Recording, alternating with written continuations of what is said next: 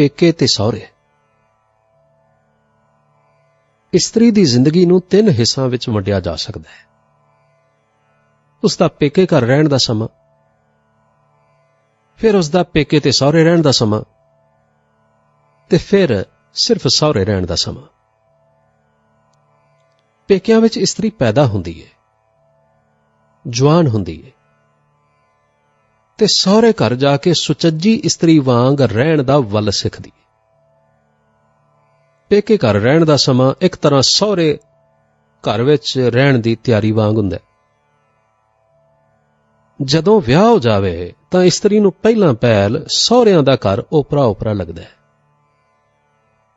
उत्थों दे सब साक संबंधी नਵੇਂ नਵੇਂ मालूम हुंदे ने, ते पेकिਆਂ ਦੀ याद आ के दिल नूं बहुत उदास करदी है। सियाणे मनुखां ने इस्त्री दे सहुरे घर विच दिल लगण ते हौली हौली घर दी याद भुलाण वास्ते ਇਹ तजवीज़ कढ़ी हुई है कि शादी तो बाद कुछ चिर लड़की पेके घर ज्यादा ते सहुरे घर घट रवे, फिर जिन्ना पेके रवे उन्ना सहुरे रवे, ते हौली हौली सहुरे घर रहना वधदा जावे ते पेके रहना घटदा जावे। इस समय विच लड़की दा दिल सहुरे घर विच परच जांदा है ते पेके घर नूं बहुत सारा भुल जांदा है। आम कहावत है ना,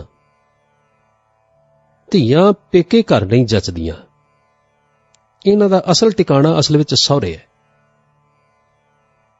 पर पेके घर नूं छड्डण ते सहुरे घर विच मन लगण दे समय नूं जिन्ना आसान बनाया जाए, इहो जिहा यतन कीते जांदे ने।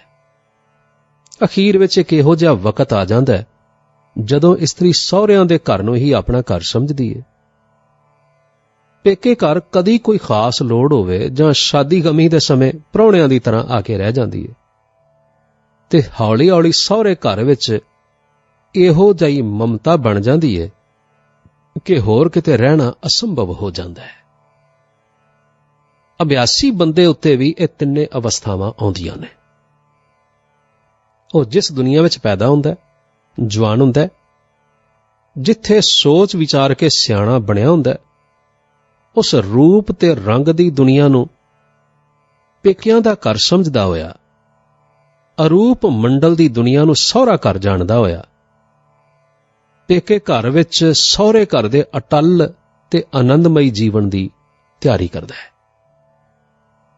जिवें महाराज गुरु अर्जन देव जी ने फरमान कीता, पेईअड़ै सौ सेवतूं साहुरड़ै सुख वस, गुर मिल चज अचार सिख तुत कदे ना लगै दुख, सबना साहुरै वंजणा सब मुकलावण हार, नानक धन सुहागणी जिन शह नाल प्यार। ਇਹ ਤਿਆਰੀ ਅਭਿਆਸੀ ਦੀ ਉਸੇ ਦਿਨ ਤੋਂ ਆਰੰਭ ਹੋ ਜਾਂਦੀ ਹੈ ਜਦੋਂ ਤੋਂ ਉਹ ਕੰਤ ਵਾਹਿਗੁਰੂ ਪਰਮਾਤਮਾ ਦੀਆਂ ਸਿਫਤਾਂ ਗੁਰਬਾਣੀ ਵਿੱਚੋਂ ਸੁਣਦਾ ਹੈ, ਪੜ੍ਹਦਾ ਹੈ, ਤੇ ਵਾਹਿਗੁਰੂ ਨਾਲ ਜੁੜੀਆਂ ਆਤਮਾਵਾਂ ਜਾਂ ਗੁਰਮੁਖਾਂ ਪਾਸੋਂ ਵਾਹਿਗੁਰੂ ਦੀ ਵਡਿਆਈ ਸੁਣਦਾ ਹੈ। ਜਿਵੇਂ ਜਿਵੇਂ ਉਹ ਰੱਬ ਨੂੰ ਮਿਲਣ ਦੀ ਤਿਆਰੀ ਕਰਦਾ ਹੈ, ਉਵੇਂ ਉਵੇਂ ਉਸ ਦਾ ਦਿਲ ਇਸ ਨਾਸਵੰਤ ਦੁਨੀਆ ਦੇ ਸੁੱਖਾਂ ਤੋਂ ਉਪਰਾਮ ਹੁੰਦਾ ਜਾਂਦਾ ਹੈ। ਉਹ ਕੁਆਰੀ ਕੁੜੀ ਵਾਂਗ ਪੇਕੇ ਘਰ ਵਿੱਚ ਸਹੁਰੇ ਘਰ ਦੀਆਂ ਖਿਆਲੀ ਤਸਵੀਰਾਂ ਬਣਾਉਂਦਾ ਹੈ। ਜਦੋਂ ਉਸ ਦੀ ਪਤੀ ਪਰਮਾਤਮਾ ਨੂੰ ਮਿਲਣ ਦੀ ਰੀਝ ਬੇਬਤਾਲ ਦੇ ਦਰਜੇ ਤੱਕ ਪਹੁੰਚ ਜਾਏ ਤਾਂ ਕਿਸੇ ਦਿਨ ਸੁਤੇ ਹੀ ਵੈਰਾਗ ਤੇ ਵਿਛੋੜੇ ਦੀ ਹਾਲਤ ਵਿੱਚੋਂ ਨੂਰੀ ਲਿਸ਼ਕਾਰੇ ਵੱਜਣੇ ਸ਼ੁਰੂ ਹੋ ਜਾਂਦੇ ਨੇ। ਆਪਣੇ ਆਪ ਵਿੱਚੋਂ ਪਤੀ ਪਰਮਾਤਮਾ ਦੀ ਖੁਸ਼ਬੂ ਆਉਣੀ ਸ਼ੁਰੂ ਹੋ ਜਾਂਦੀ ਹੈ। ਅਭਿਆਸੀ ਵਾਹਿਗੁਰੂ ਦੀ ਮੌਜੂਦਗੀ ਆਪਣੇ ਅੰਗ ਸੰਗ ਪੋਹਪ ਮਦ ਜਿਉਂ ਬਾਸ ਬਸਤ ਹੈ, ਮੁਕਰ ਮਾਹੇ ਜੈਸੇ ਛਾਈ ਵਾਂਗ ਮਹਿਸੂਸ ਕਰਨ ਲੱਗ ਪੈਂਦਾ ਹੈ। ਫਿਰ ਅਭਿਆਸੀ ਨੂੰ ਪਤੀ ਪਰਮਾਤਮਾ ਦੀ ਜਾਣ ਪਛਾਣ ਹੋ ਜਾਏ ਤਾਂ ਉਹ ਉਸ ਦੀ ਬਾਂਹ ਫੜ ਕੇ ਆਪਣੀ ਆਤਮਾ ਦੀ ਅਗਾਧ ਡੂੰਘਾਈ ਵਿੱਚ ਉਡਾਰੀਆਂ ਲਾਉਣ ਲੱਗ ਪੈਂਦਾ ਹੈ।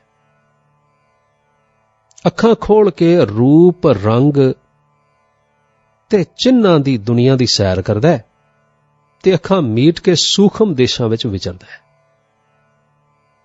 ਪਹਿਲੋਂ ਪਹਿਲ ਜਿਵੇਂ ਪੇਕਿਆਂ ਤੋਂ ਵਿਛੜਨ ਵੇਲੇ ਕੁੜੀਆਂ ਉਦਾਸ ਹੁੰਦੀਆਂ ਨੇ ਤੇ ਸਹੁਰੇ ਘਰ ਓਪਰਾ ਪ੍ਰਤੀਤ ਕਰਦੀਆਂ ਨੇ, ਅਭਿਆਸੀ ਬੰਦਾ ਵੀ ਸੂਖਮ ਦੁਨੀਆ ਨੂੰ ਨਵਾਂ-ਨਵਾਂ ਤੇ ਓਪਰਾ ਸਮਝਦਾ ਹੈ ਤੇ ਛੇਤੀ ਵਾਪਸ ਰੰਗ ਰੂਪ ਦੀ ਦੁਨੀਆ ਵਿੱਚ ਜਾਣਾ ਪਸੰਦ ਕਰਦਾ ਹੈ।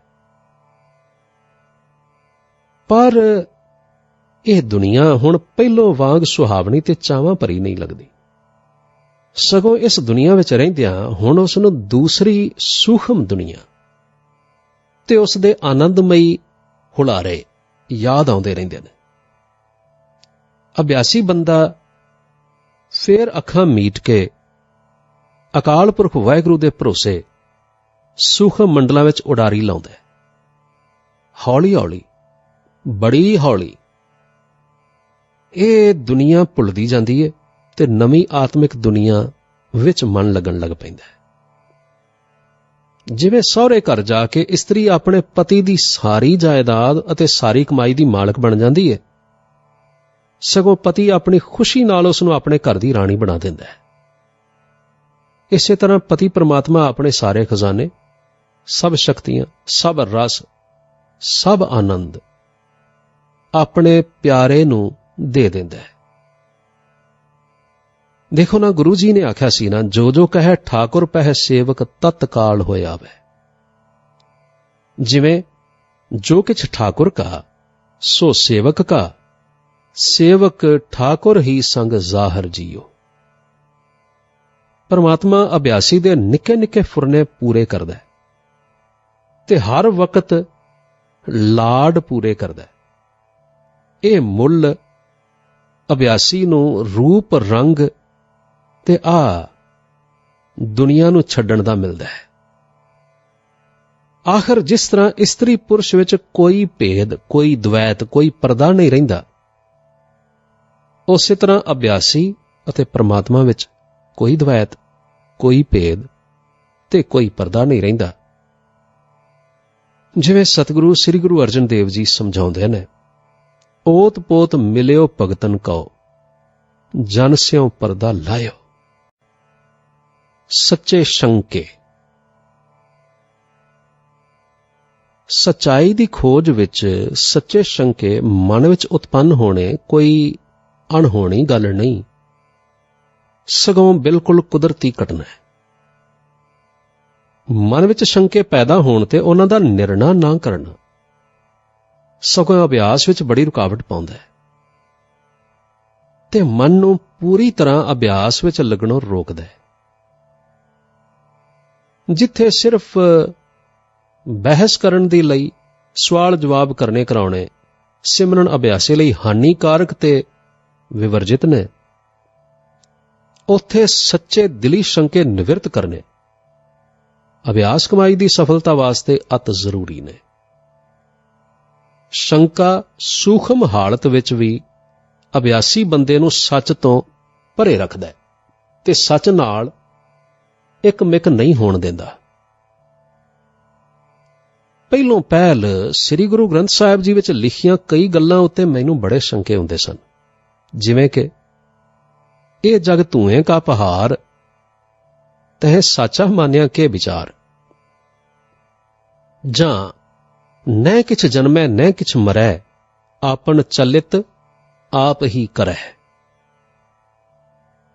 ਇਸ ਕਿਸਮ ਦੇ ਕਈ ਸ਼ੰਕਿਆਂ ਦੇ ਨਿਵਰਤ ਕਰਨ ਵਾਲਾ ਕੋਈ ਹਮਦਰਦ ਨਜ਼ਰ ਨਾ ਆਉਣ ਕਰਕੇ ਮੈਂ ਕਈ ਵਾਰ ਬੜਾ ਉਦਾਸ ਹੋ ਜਾਂਦਾ ਸਾਂ।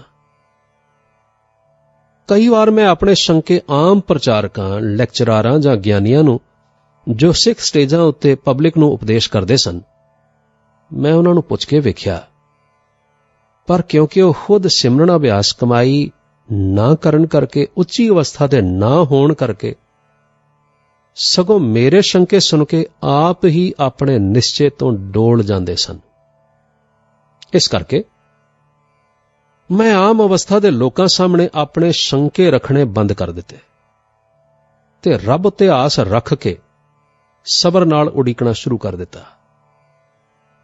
ਗੁਰਬਾਣੀ ਨੂੰ ਸਤਿਕਾਰ ਨਾਲ ਪੜ੍ਹਨਾ ਤੇ ਸਮਝ ਵਾਸਤੇ ਅਧੀਨਗੀ ਨਾਲ ਵਾਹਿਗੁਰੂ ਜੀ ਕੋਲ ਪ੍ਰਾਰਥਨਾ ਕਰਨੀ। ਗੁਰਬਾਣੀ ਨੂੰ 16 ਆਨੇ ਸੱਚ ਸਮਝਦਿਆਂ ਹੋਇਆਂ ਵੀ ਆਪਣੇ ਸੱਚੇ ਸ਼ੰਕਿਆਂ ਉਤੇ ਈਮਾਨਦਾਰੀ ਨਾਲ ਕਾਇਮ ਰਹਿਣਾ ਜਦੋਂ ਤੱਕ ਪੂਰੀ ਤਸੱਲੀ ਨਾ ਹੋ ਜਾਏ, ਇਹ ਮੇਰੀ ਖੋਜ ਦਾ ਤਰੀਕਾ ਸੀ। ਸ਼ੰਕਿਆਂ ਦੇ ਜਵਾਬ ਜਦੋਂ ਤੱਕ ਆਪਣੇ ਅੰਦਰੋਂ ਨਾ ਮਿਲਣ, ਉਦੋਂ ਤੱਕ ਨਾ ਅਸਲੀ ਅਰਥਾਂ ਵਿੱਚ ਸ਼ੰਕੇ ਨਿਵਰਤ ਨਹੀਂ ਹੁੰਦੇ। ਇਨਸਾਨ ਦੇ ਅੰਦਰ ਜਿਹੜੀ ਬੇਪਰਵਾਹ ਪੂਰਨ ਕਲਾ ਕੰਮ ਕਰ ਰਹੀ ਹੈ ਨਾ, ਇਹ ਅਭਿਆਸੀ ਦੇ ਸਾਰੇ ਸ਼ੰਕਿਆਂ ਦਾ ਪੂਰਾ ਜਵਾਬ ਦੇਣ ਦੇ ਸਮਰੱਥ ਹੈ। ਪਰ ਇਹ ਕਿਰਪਾ ਕਰਕੇ ਆਪਣੀ ਮਰਜ਼ੀ ਅਨੁਸਾਰ ਹੀ ਜਵਾਬ ਦਿੰਦੀ ਹੈ। ਇਸ ਉੱਤੇ ਕਿਸੇ ਦਾ ਕੋਈ ਜ਼ੋਰ ਨਹੀਂ। ਤੁਹਾਡੇ ਦਿਲ ਵਿੱਚ ਕੋਈ ਸ਼ੰਕਾ ਪੈਦਾ ਹੋਇਆ, ਇਹ ਜ਼ਰੂਰੀ ਨਹੀਂ ਕਿ ਉਸ ਦਾ ਜਵਾਬ ਝਟਪਟ ਅੰਦਰੋਂ ਹੀ ਆ ਜਾਏ। ਕਈ ਸ਼ੰਕੇ ਛੇਤੀ ਨਿਵਰਤ ਹੋ ਜਾਂਦੇ ਨੇ, ਕਈ ਵਰ੍ਹਿਆਂ ਬੱਧੀ ਉਡੀਕਣ ਤੋਂ ਬਾਅਦ ਨਿਵਰਤ ਕੀਤੇ ਜਾਂਦੇ ਨੇ। ਇਸ ਸੰਬੰਧ ਵਿੱਚ ਕੋਈ ਇੱਕ ਅਸੂਲ ਜਾਂ ਨਿਯਮ ਕਾਇਮ ਨਹੀਂ ਕੀਤਾ ਜਾ ਸਕਦਾ। ਹਾਂ, ਰੱਬ ਦੀ ਮਿਹਰ ਉੱਤੇ ਭਰੋਸਾ ਰੱਖ ਕੇ ਪ੍ਰਾਰਥਨਾ ਕਰਨੀਆਂ ਤੇ ਸਬਰ ਨਾਲ ਉਹਨਾਂ ਪ੍ਰਾਰਥਨਾਵਾਂ ਦਾ ਨਤੀਜਾ ਉਡੀਕਣਾ ਆਪਣੇ ਸ਼ੰਕੇ ਨਿਵਰਤ ਕਰਨ ਦਾ ਅਭਿਆਸ ਕਮਾਈ ਵਿੱਚ ਅਗਵਾਈ ਹਾਸਲ ਕਰਨ ਦਾ ਬਹੁਤ ਸੁਨਹਿਰੀ ਅਸੂਲ ਹੈ। ਕਈ ਵਾਰ ਸ਼ੰਕੇ ਦਾ ਜਵਾਬ ਅੰਦਰੋਂ ਬੜਾ ਅਜੀਬ ਆਉਂਦਾ ਹੈ, ਜੋ ਸਮਝ ਵਿੱਚ ਨਹੀਂ ਆਉਂਦਾ। ਐਸੀ ਹਾਲਤ ਵਿੱਚ ਮੈਂ ਚੰਗੀ ਤਰ੍ਹਾਂ ਪਰਤਾ ਕੇ ਵੇਖਿਆ ਹੈ ਕਿ ਸਮਝ ਵਾਸਤੇ ਪ੍ਰਾਰਥਨਾ ਜਾਰੀ ਰੱਖਣ ਨਾਲ ਕੁਦਰਤ ਕਈ ਅਸਥੂਲ ਤਰੀਕਿਆਂ ਨਾਲ ਅਭਿਆਸੀ ਨੂੰ ਸਮਝਾਉਣ ਦੀ ਕੋਸ਼ਿਸ਼ ਕਰਦੀ ਹੈ। ਉਸ ਨੂੰ ਇਹੋ ਜਿਹੇ ਮਹਾਂਪੁਰਖਾਂ ਨਾਲ ਮੇਲ ਕਰਾਇਆ ਜਾਂਦਾ ਹੈ, ਜਾਂ ਇਹੋ ਜਿਹੀਆਂ ਕਿਤਾਬਾਂ, ਰਸਾਲੇ ਜਾਂ ਮਜ਼ਮੂਨ ਉਸ ਦੀ ਨਜ਼ਰ ਵਿੱਚੋਂ ਲਗਾਏ ਜਾਂਦੇ ਨੇ, ਜੋ ਕਿ ਆਤਮਾ ਦੇ ਅੰਦਰੋਂ ਆ ਰਹੇ ਸੂਖਮ ਜਵਾਬਾਂ ਦੀ ਤਰਜਮਾਨੀ ਇਨਸਾਨੀ ਸਧਾਰਨ ਅੱਖਰਾਂ ਵਿੱਚ ਕਰਕੇ ਅਭਿਆਸੀ ਦੇ ਸ਼ੰਕੇ ਸਾਫ਼ ਕਰ ਦਿੰਦੀ ਹੈ। ਮੇਰਾ ਖਿਆਲ ਹੈ ਕਿ ਅਭਿਆਸੀ ਦੇ ਕਈ ਸ਼ੰਕੇ ਇਹੋ ਜਿਹੇ ਹੁੰਦੇ ਨੇ ਜਿਨ੍ਹਾਂ ਦੀ ਨਿਵਰਤੀ ਵਾਸਤੇ ਉਸ ਨੂੰ ਹੋਰ ਅਭਿਆਸ ਕਮਾਈ ਦੀ ਲੋੜ ਹੁੰਦੀ ਹੈ। ਇਸ ਵਾਸਤੇ ਉਹਨਾਂ ਦਾ ਜਵਾਬ ਅੰਦਰੋਂ ਜਲਦੀ ਨਹੀਂ ਮਿਲਦਾ। ਹਾਲਾਂਕਿ ਅਭਿਆਸੀ ਬੰਦੇ ਨੂੰ ਕਈ ਸਾਲ ਉਡੀਕ ਕਰਵਾਈ ਜਾਂਦੀ ਹੈ। ਜਿਹੜੇ ਸ਼ੰਕੇ ਫੌਰਨ ਹੀ ਨਿਵਰਤ ਕਰਨ ਦੇ ਯੋਗ ਹੁੰਦੇ ਨੇ, ਉਹ ਫੌਰਨ ਹੀ ਸਮਝ ਆ ਜਾਂਦੇ ਨੇ। ਪਰ ਇਹ ਗੱਲ ਅਭਿਆਸੀ ਨੂੰ ਸਮਝ ਨਹੀਂ ਆ ਸਕਦੀ ਤੇ ਉਹ ਕਿਸੇ ਵੇਲੇ ਬੜਾ ਉਤਾਵਲਾ ਹੋ ਜਾਂਦਾ ਹੈ। ਜਲਦਬਾਜ਼ੀ ਤੇ ਲਾਲਚ ਬੰਦਗੀ ਵਿੱਚ ਬਹੁਤ ਬੁਰੇ ਨੇ। ਰੱਬ ਆਪਣੇ ਪਿਆਰਿਆਂ ਦੀ ਯੋਗ ਤੇ ਜ਼ਰੂਰੀ ਲੋੜ, ਜਿਨ੍ਹਾਂ ਨਾਲ ਉਹਨਾਂ ਦੀ ਆਤਮਿਕ ਤਰੱਕੀ ਹੁੰਦੀ ਰਹੇ, ਖੁਦ ਬਖੁਦ ਪੂਰਿਆਂ ਕਰਦਾ ਹੈ। ਅਭਿਆਸੀ ਨੂੰ ਇਹ ਪਤਾ ਨਹੀਂ ਲੱਗ ਸਕਦਾ ਕਿ ਉਸ ਦੇ ਸਾਰੇ ਸ਼ੰਕਿਆਂ ਵਿੱਚੋਂ ਉਸ ਦੀ ਸਮਝ ਤੇ ਉਸ ਦੇ ਅਭਿਆਸ ਦੀ ਅਵਸਥਾ ਕਿਸ ਸ਼ੰਕੇ ਨੂੰ ਪਹਿਲਾਂ ਤੇ ਕਿਸ ਨੂੰ ਬਾਅਦ ਵਿੱਚ ਪੂਰਿਆਂ ਕਰੇਗੀ। ਇਸ ਵਾਸਤੇ ਨਾਨਕ ਪ੍ਰਭ ਅਵਿਨਾਸ਼ੀ ਤਾਂ ਕਿ ਸੇਵ ਨਾ ਬਿਰਥੀ ਜਾਸੀ। ਇਸ ਗੁਰਵਾਕ ਅਨੁਸਾਰ ਵਾਹਿਗੁਰੂ ਦੀ ਇਨਸਾਫ ਭਰੀ ਮਿਹਰ ਉੱਤੇ ਭਰੋਸਾ ਰੱਖ ਕੇ ਤੇ ਨਿਰਭੈ ਹੋ ਕੇ ਅਭਿਆਸ ਕਮਾਈ ਕੀਤੀ ਜਾਣੀ ਚਾਹੀਦੀ ਹੈ, ਜਿਵੇਂ ਕਿ ਨਹਿ ਕਿਛ ਜਨਮੈ ਨਹਿ ਕਿਛ ਮਰੈ, ਆਪਣ ਚਲਿਤ ਆਪ ਹੀ ਕਰੈ। ਇਸ ਆਤਮਿਕ ਸੱਚਾਈ ਨੂੰ ਚੰਗੀ ਤਰ੍ਹਾਂ ਸਮਝਣਾ ਛੋਟੀਆਂ ਅਵਸਥਾਵਾਂ ਦੇ ਅਭਿਆਸੀਆਂ ਦੀ ਸਮਝ ਤੋਂ ਬਿਲਕੁਲ ਬਾਹਰ ਹੈ। ਇਸ ਸੰਬੰਧੀ ਜੇ ਸ਼ੰਕਾ ਹੋਵੇ ਤਾਂ ਕੁਦਰਤੀ ਤੌਰ ਤੇ ਬੜੀ ਉਡੀਕ ਜਾਂ ਬੜੀ ਲੰਮੀ ਉਡੀਕ ਦੇ ਬਾਅਦ ਅਭਿਆਸੀ ਨੂੰ ਸਮਝਾਇਆ ਜਾਂਦਾ ਹੈ। ਜੇ ਅਭਿਆਸੀ ਆਪਣੀ ਜ਼ਿੱਦ ਕਰੇ ਕਿ ਮੈਨੂੰ ਇਸ ਗੁਰੂ ਕੇ ਵਾਕ ਦੀ ਪੂਰੀ ਤਰ੍ਹਾਂ ਸਮਝ ਹੁਣੇ ਕਿਉਂ ਨਹੀਂ ਆਉਂਦੀ, ਤਾਂ ਇਹ ਉਸ ਦੀ ਗਲਤੀ ਹੈ। ਉਸ ਦਾ ਹੱਕ ਹੈ ਕਿ ਉਹ ਇਸ ਗੁਰੂ ਦੇ ਵਾਕ ਦੀ ਸਮਝ ਵਾਸਤੇ ਪ੍ਰਾਰਥਨਾ ਕਰੇ, ਅਭਿਆਸ ਕਮਾਈ ਕਰੇ, ਸਬਰ ਨਾਲ ਉਡੀਕੇ, ਤੇ ਜਦੋਂ ਤੱਕ ਪੂਰੀ ਸਮਝ ਨਾ ਆ ਜਾਏ ਬੇਸ਼ੱਕ ਇਸ ਸ਼ੰਕੇ ਨੂੰ ਆਪਣੇ ਦਿਲ ਵਿੱਚ ਨੋਟ ਕਰਕੇ ਰੱਖੇ। ਪਰ ਇਸ ਸ਼ੰਕੇ ਦੀ ਨਿਵਰਤੀ ਕਰਨਾ ਵਾਹਿਗੁਰੂ ਦੇ ਇਨਸਾਫ ਅਤੇ ਮਿਹਰ ਉੱਤੇ ਨਿਰਭਰ ਕਰਦਾ ਹੈ। ਸ਼ੰਕਿਆਂ ਨੂੰ ਦੂਰ ਕਰਨਾ ਕੇਵਲ ਅਭਿਆਸੀ ਦਾ ਫਰਜ਼ ਨਹੀਂ, ਕੁਦਰਤ ਦਾ ਫਰਜ਼ ਵੀ ਹੈ, ਤੇ ਕੁਦਰਤ ਆਪਣੇ ਫਰਜ਼ ਨੂੰ ਖੂਬ ਪਛਾਣਦੀ ਹੈ। ਵਾਹਿਗੁਰੂ ਦੇ ਘਰ ਵਿੱਚੋਂ ਯੋਗ ਤੇ ਜ਼ਰੂਰੀ ਹਿਦਾਇਤਾਂ ਤੇ ਸਬਰ ਸਮੇਂ ਸਿਰ ਆਪੇ ਮਿਲਦੇ ਰਹਿੰਦੇ ਨੇ। ਕੇਵਲ ਅਭਿਆਸੀ ਵਿੱਚ ਸਬਰ ਨਾਲ ਉਡੀਕਣ ਦੀ ਸ਼ਕਤੀ ਹੋਣੀ ਚਾਹੀਦੀ ਹੈ। ਹਾਂ, ਸਬਰ ਵਾਲੇ ਬੰਦੇ ਦੀ ਜ਼ਿੰਦਗੀ ਵਿੱਚ ਇੱਕ ਸਮਾਂ ਐਸਾ ਜ਼ਰੂਰ ਆਉਂਦਾ ਹੈ ਜਦੋਂ ਉਸ ਦੇ ਅੰਦਰ ਕੋਈ ਭਰਮ ਜਾਂ ਕੋਈ ਸ਼ੰਕਾ ਨਹੀਂ ਰਹਿੰਦਾ। ਅਭਿਆਸੀ ਅਤੇ ਵਾਹਿਗੁਰੂ ਵਿੱਚ ਕੋਈ ਸ਼ੰਕਾ ਰੂਪੀ ਵਿੱਥ ਨਾ ਰਹਿਣ ਕਰਕੇ ਅਭਿਆਸੀ ਸੱਚ ਦਾ ਰੂਪ ਹੋ ਜਾਂਦਾ ਹੈ। ਜਿਵੇਂ ਸ੍ਰੀ ਗੁਰੂ ਅਰਜਨ ਦੇਵ ਜੀ ਫਰਮਾਨ ਕਰਦੇ ਨੇ, ਜਾਂ ਕੈ ਹਿਰਦੈ ਵਿਸ਼ਵਾਸ ਪ੍ਰਭ ਆਇਆ, ਤਤ ਗਿਆਨ ਤਿਸ ਮਨ ਪ੍ਰਗਟਾਇਆ। ਵਾਹਿਗੁਰੂ ਦੀ ਕਿਰਪਾ। ਸ੍ਰੀ ਗੁਰੂ ਗ੍ਰੰਥ ਸਾਹਿਬ ਜੀ ਵਿੱਚ ਥਾਂ ਥਾਂ ਤੇ ਲਿਖਿਆ ਹੈ ਤੇ ਸੰਤ ਜਨ ਮਹਾਤਮਾ ਜਨ ਵੀ ਹਮੇਸ਼ਾ ਇਹ ਹੀ ਆਖਦੇ ਨੇ ਕਿ ਰੱਬ ਬੰਦਗੀ ਨਾਲ, ਭਜਨ ਨਾਲ, ਯਤਨ ਕਰਨ ਨਾਲ, ਹੀਲੇ ਵਰਤਨ ਨਾਲ, ਚਲਾਕੀ ਜਾਂ ਚਤਰਾਈ ਨਾਲ, ਸਿਮਰਨ ਕਰਨ, ਪੂਜਾ ਕਰਨ, ਜਪ ਤਪ ਜਾਂ ਘਾਲਣਾ ਘਾਲਣ ਨਾਲ ਨਹੀਂ ਮਿਲਦਾ। ਉਹ ਉਦੋਂ ਹੀ ਮਿਲਦਾ ਜਦੋਂ ਉਹ ਮਨੁੱਖ ਤੇ ਕਿਰਪਾਲੂ ਹੋਵੇ। ਵਾਹਿਗੁਰੂ ਦੀ ਪ੍ਰਾਪਤੀ ਵਾਹਿਗੁਰੂ ਦੀ ਮਿਹਰ ਦਾ ਨਤੀਜਾ ਹੁੰਦੀ ਹੈ। ਜਿਵੇਂ ਸ੍ਰੀ ਗੁਰੂ ਅਰਜਨ ਦੇਵ ਜੀ ਕਾਨੜਾ ਰਾਗ ਵਿੱਚ ਫਰਮਾਉਂਦੇ ਨੇ, ਜਾਪ ਤਾਪ ਨੇਮ ਸੁਚ ਸੰਜਮ, ਨਾਹੀਂ ਇਨ ਬਿਦੇ ਛੁਟਕਾਰ। ਜਾਂ ਸਤਿਗੁਰੂ ਜੀ ਧਨਾਸਰੀ ਰਾਗ ਵਿੱਚ ਆਖਦੇ ਨੇ, ਕਾਲ ਨਾ ਮਿਲਿਓ ਸੇਵ ਨਾ ਮਿਲਿਓ, ਮਿਲਿਓ ਆਏ ਅਚਿੰਤਾ। ਜਾਂ ਫਿਰ ਗੌੜੀ ਰਾਗ ਵਿੱਚ ਆਖਦੇ ਨੇ, ਰੂਪ ਨਾ ਰੇਖ ਨਾ ਰੰਗ ਕਿਛ, ਤ੍ਰਿਹੁ ਗੁਣ ਤੇ ਪ੍ਰਭ ਭਿੰਨ, ਤਿਸੈ ਬੁਝਾਏ ਨਾਨਕਾ, ਜਿਸ ਹੋਵੈ ਸੋ ਪ੍ਰਸੰਨ। ਅਭਿਆਸੀ ਮਨੁੱਖ ਦੇ ਦਿਲ ਵਿੱਚ ਕੁਦਰਤੀ ਤੌਰ ਤੇ ਸ਼ੱਕ ਪੈਦਾ ਹੁੰਦਾ ਹੈ ਕਿ ਜੇ ਰੱਬ ਨੇ ਸੇਵਾ ਨਾਲ, ਬੰਦਗੀ ਨਾਲ, ਯਤਨਾਂ ਨਾਲ ਨਹੀਂ ਮਿਲਣਾ ਤਾਂ ਭਗਤੀ, ਸਿਮਰਨ ਜਾਂ ਬੰਦਗੀ ਦਾ ਫਾਇਦਾ ਕੀ ਹੋਇਆ। ਜਦੋਂ ਉਸ ਦੀ ਮਿਹਰ ਹੋਵੇਗੀ ਆਪੇ ਹੀ ਮਿਲ ਪਵੇਗਾ। ਇਸ ਤਰ੍ਹਾਂ ਦਾ ਨਤੀਜਾ ਕੱਢਣਾ ਤੇ ਬੰਦਗੀ ਛੱਡ ਦੇਣੀ ਆਤਮ ਘਾਤ ਕਰਨ ਦੇ ਬਰਾਬਰ ਹੈ। ਸਮੁੱਚੀ ਬਾਣੀ ਨੂੰ ਪੜ੍ਹਨ ਤੋਂ ਅਭਿਆਸੀ ਨੂੰ ਇਹ ਸਮਝ ਆ ਜਾਂਦੀ ਹੈ ਕਿ ਹਉਮੈ ਨਾਲ, ਮਾਣ ਨਾਲ ਕੀਤੀ ਹੋਈ ਬੰਦਗੀ, ਸਿਮਰਨ ਤੇ ਜਪ ਤਪ ਗੁਰਬਾਣੀ ਵਿੱਚ ਵਰਜਿਤ ਨੇ। ਹਉਮੈ ਨੂੰ ਮਾਰਨਾ ਬੰਦਗੀ ਦੀ ਸੰਪੂਰਨਤਾ ਹੈ, ਤੇ ਜੇ ਬੰਦਗੀ ਕਰਕੇ ਹਉਮੈ ਵਧੇ ਤਾਂ ਫਿਰ ਤੇ ਬੰਦਗੀ ਹੀ ਆਤਮਿਕ ਤਰੱਕੀ ਵਿੱਚ ਰੋੜਾ ਬਣ ਗਈ। ਗੁਰਬਾਣੀ ਦਾ ਭਾਵ ਇਹ ਹਰਗਿਜ਼ ਨਹੀਂ ਕਿ ਬੰਦਗੀ, ਭਜਨ ਜਾਂ ਸਿਮਰਨ, ਵਾਹਿਗੁਰੂ ਦੇ ਮਿਲਣ ਦੇ ਸਭ ਯਤਨ ਵਿਅਰਥ ਨੇ ਜਾਂ ਬੇਲੋੜੇ ਨੇ। ਸਗੋਂ ਗੁਰਬਾਣੀ ਵਿੱਚ ਇਹ ਗੱਲ ਮੁੜ-ਮੁੜ ਲਿਖੀ ਹੈ, ਸੁਣ ਸਕੀਏ ਮਿਲ ਉਦਮ ਕਰੇਹਾ, ਮਨਾਏ ਲੈ ਹਰ ਕੰਤੈ। ਜਾਂ ਫਿਰ ਸਤਿਗੁਰੂ ਜੀ ਇਸ ਤਰ੍ਹਾਂ ਵੀ ਆਖਦੇ ਨੇ, ਸੋਧਤ ਸੋਧਤ ਸੋਧ ਵਿਚਾਰਾ, ਬਿਨ ਹਰ ਭਜਨ ਨਹੀਂ ਛੁਟਕਾਰਾ।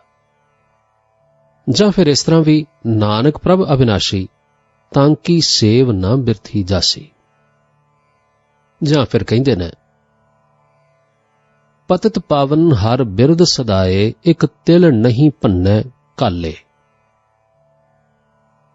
ਅਥਵਾ ਪੂਰਾ ਨਿਆਉ ਕਰੇ ਕਰਤਾਰ, ਦਾਸ ਆਪਣੇ ਕਉ ਰਾਖਣਹਾਰ। ਗੁਰਬਾਣੀ ਦੇ ਪੜ੍ਹਨ ਤੋਂ ਪਤਾ ਲੱਗਦਾ ਹੈ ਕਿ ਵਾਹਿਗੁਰੂ ਬੜਾ ਇਨਸਾਫ ਪਸੰਦ ਤੇ ਬੜਾ ਨਿਆਂਕਾਰੀ, ਤੇ ਕਿਸੇ ਦੇ ਕੀਤੇ ਹੋਏ ਯਤਨਾਂ ਨੂੰ ਭੁਲਾਉਂਦਾ ਨਹੀਂ, ਸਗੋਂ ਪੂਰਾ ਮੁੱਲ ਪਾਉਂਦਾ ਹੈ। ਭਾਈ ਗੁਰਦਾਸ ਸਾਹਿਬ ਦਾ ਕਥਨ ਹੈ, ਚਰਨ ਸ਼ਰਨ ਗੁਰ ਏਕ ਪੈਂਡਾ ਜਾਏ ਚੱਲ, ਸਤਿਗੁਰ ਕੋਟ ਪੈਂਡਾ ਆਗੈ ਹੋਏ ਲੇਤ ਹੈ। ਮਾਨ ਛੱਡ ਕੇ ਬੰਦਗੀ ਜਾਂ ਸਿਮਰਨ ਕਮਾਈ ਕਰਨ ਨਾਲ ਵਾਹਿਗੁਰੂ ਦੀ ਕਿਰਪਾਲਤਾ ਜ਼ਰੂਰ ਉਪਜਦੀ ਹੈ, ਤੇ ਵਾਹਿਗੁਰੂ ਦੀ ਕਿਰਪਾ ਨੂੰ ਪ੍ਰਾਪਤ ਕਰਨ ਦਾ ਸਭ ਤੋਂ ਵੱਡਾ ਸਾਧਨ ਗੁਰਬਾਣੀ ਅਨੁਸਾਰ ਨਿਰਮਾਣ ਹੋ ਕੇ ਸਿਮਰਨ ਕਰਨਾ ਹੀ ਹੈ।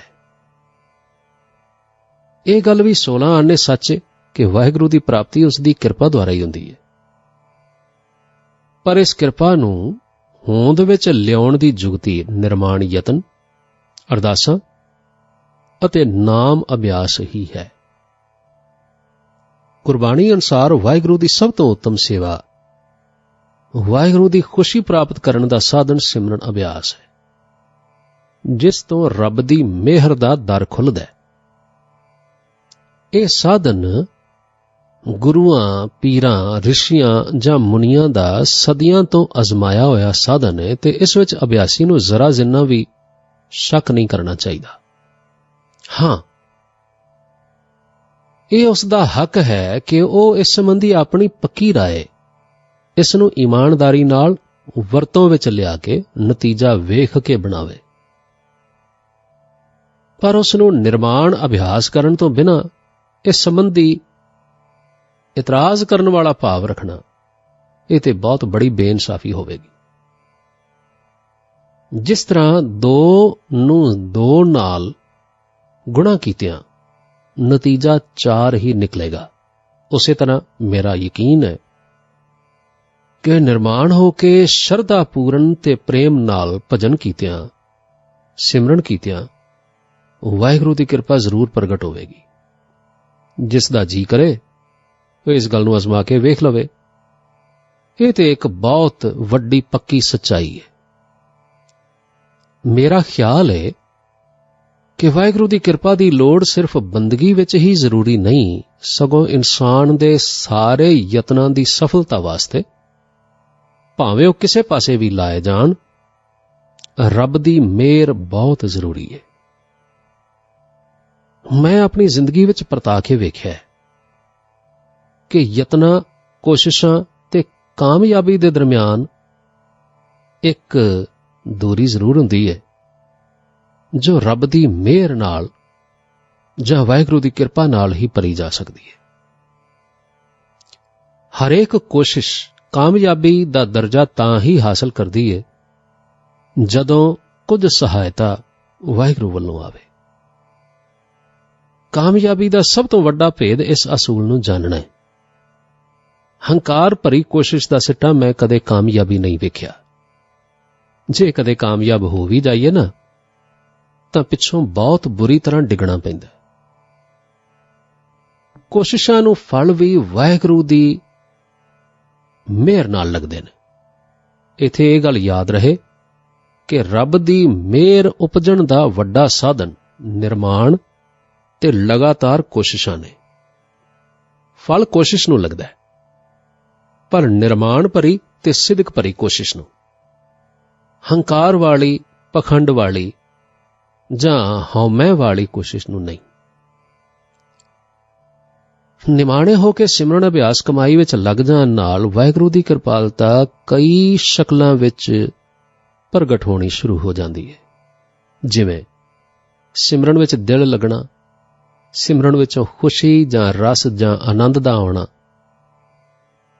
ਜਾਂ ਸਿਮਰਨ ਵਿੱਚ ਬੈਠਿਆਂ ਆਪਣੇ ਸ਼ੰਕਿਆਂ ਦੇ ਜਵਾਬ ਸੁਝਣੇ, ਜਿਨ੍ਹਾਂ ਤੋਂ ਤਸੱਲੀ ਵਧਣੀ ਤੇ ਹੋਰ ਅਭਿਆਸ ਦੀ ਚਾਹ ਪੈਦਾ ਹੋਣੀ, ਸਤ ਸੰਗੀਆਂ ਦਾ ਮਿਲਾਪ ਹੋਣਾ ਤੇ ਬੇਮੁਖਾਂ ਦੀ ਦੋਸਤੀ ਤੋਂ ਦਿਲ ਉਪਰਾਮ ਹੋ ਜਾਣਾ,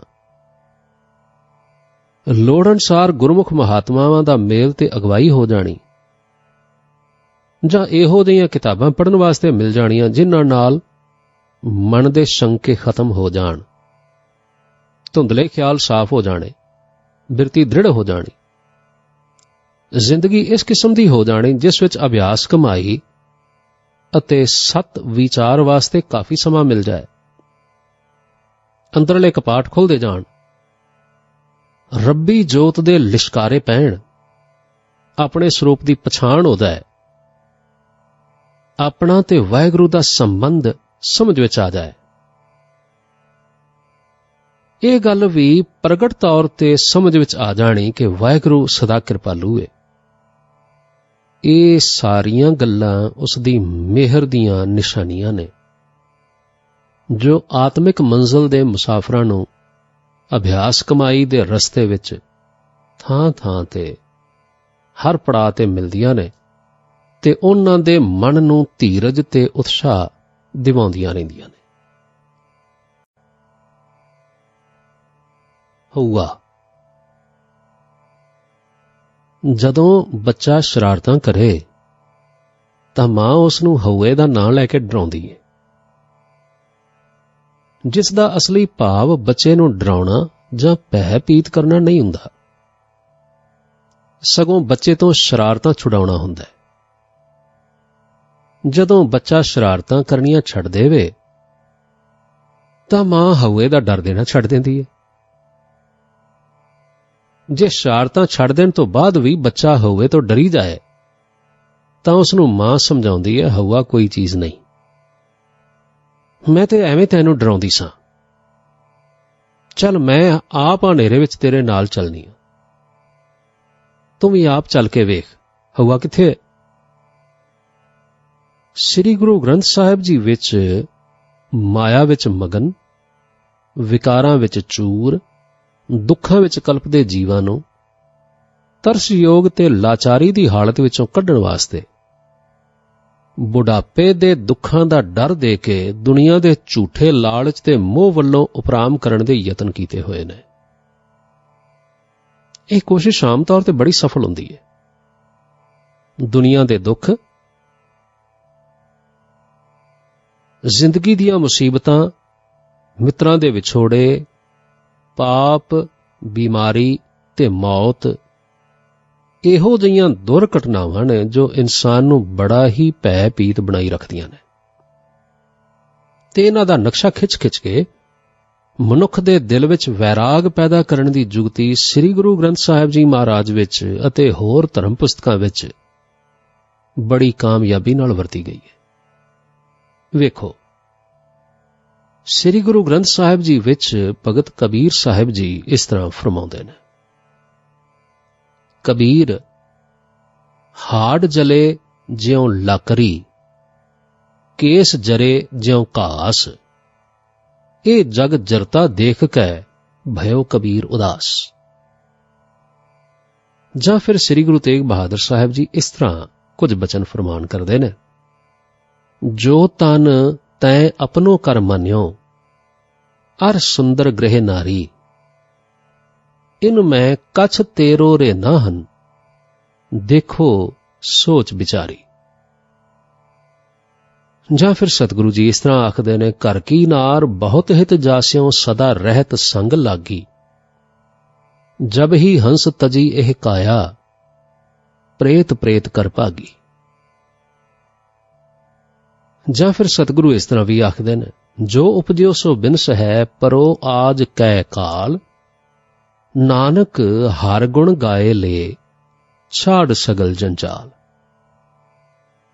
ਜਾਂ ਫਿਰ ਸ੍ਰੀ ਗੁਰੂ ਗ੍ਰੰਥ ਸਾਹਿਬ ਜੀ ਦੇ ਪਾਵਨ ਅੰਕ 1429 ਤੇ ਫਰਮਾਉਂਦੇ ਨੇ, ਰਾਮ ਗਇਓ ਰਾਵਣ ਗਇਓ, ਜੰ ਕਉ ਬਹੁ ਪਰਵਾਰ, ਕਹੋ ਨਾਨਕ ਥਿਰ ਕਛ ਨਹੀਂ, ਸੁਪਨੇ ਜਿਉ ਸੰਸਾਰ।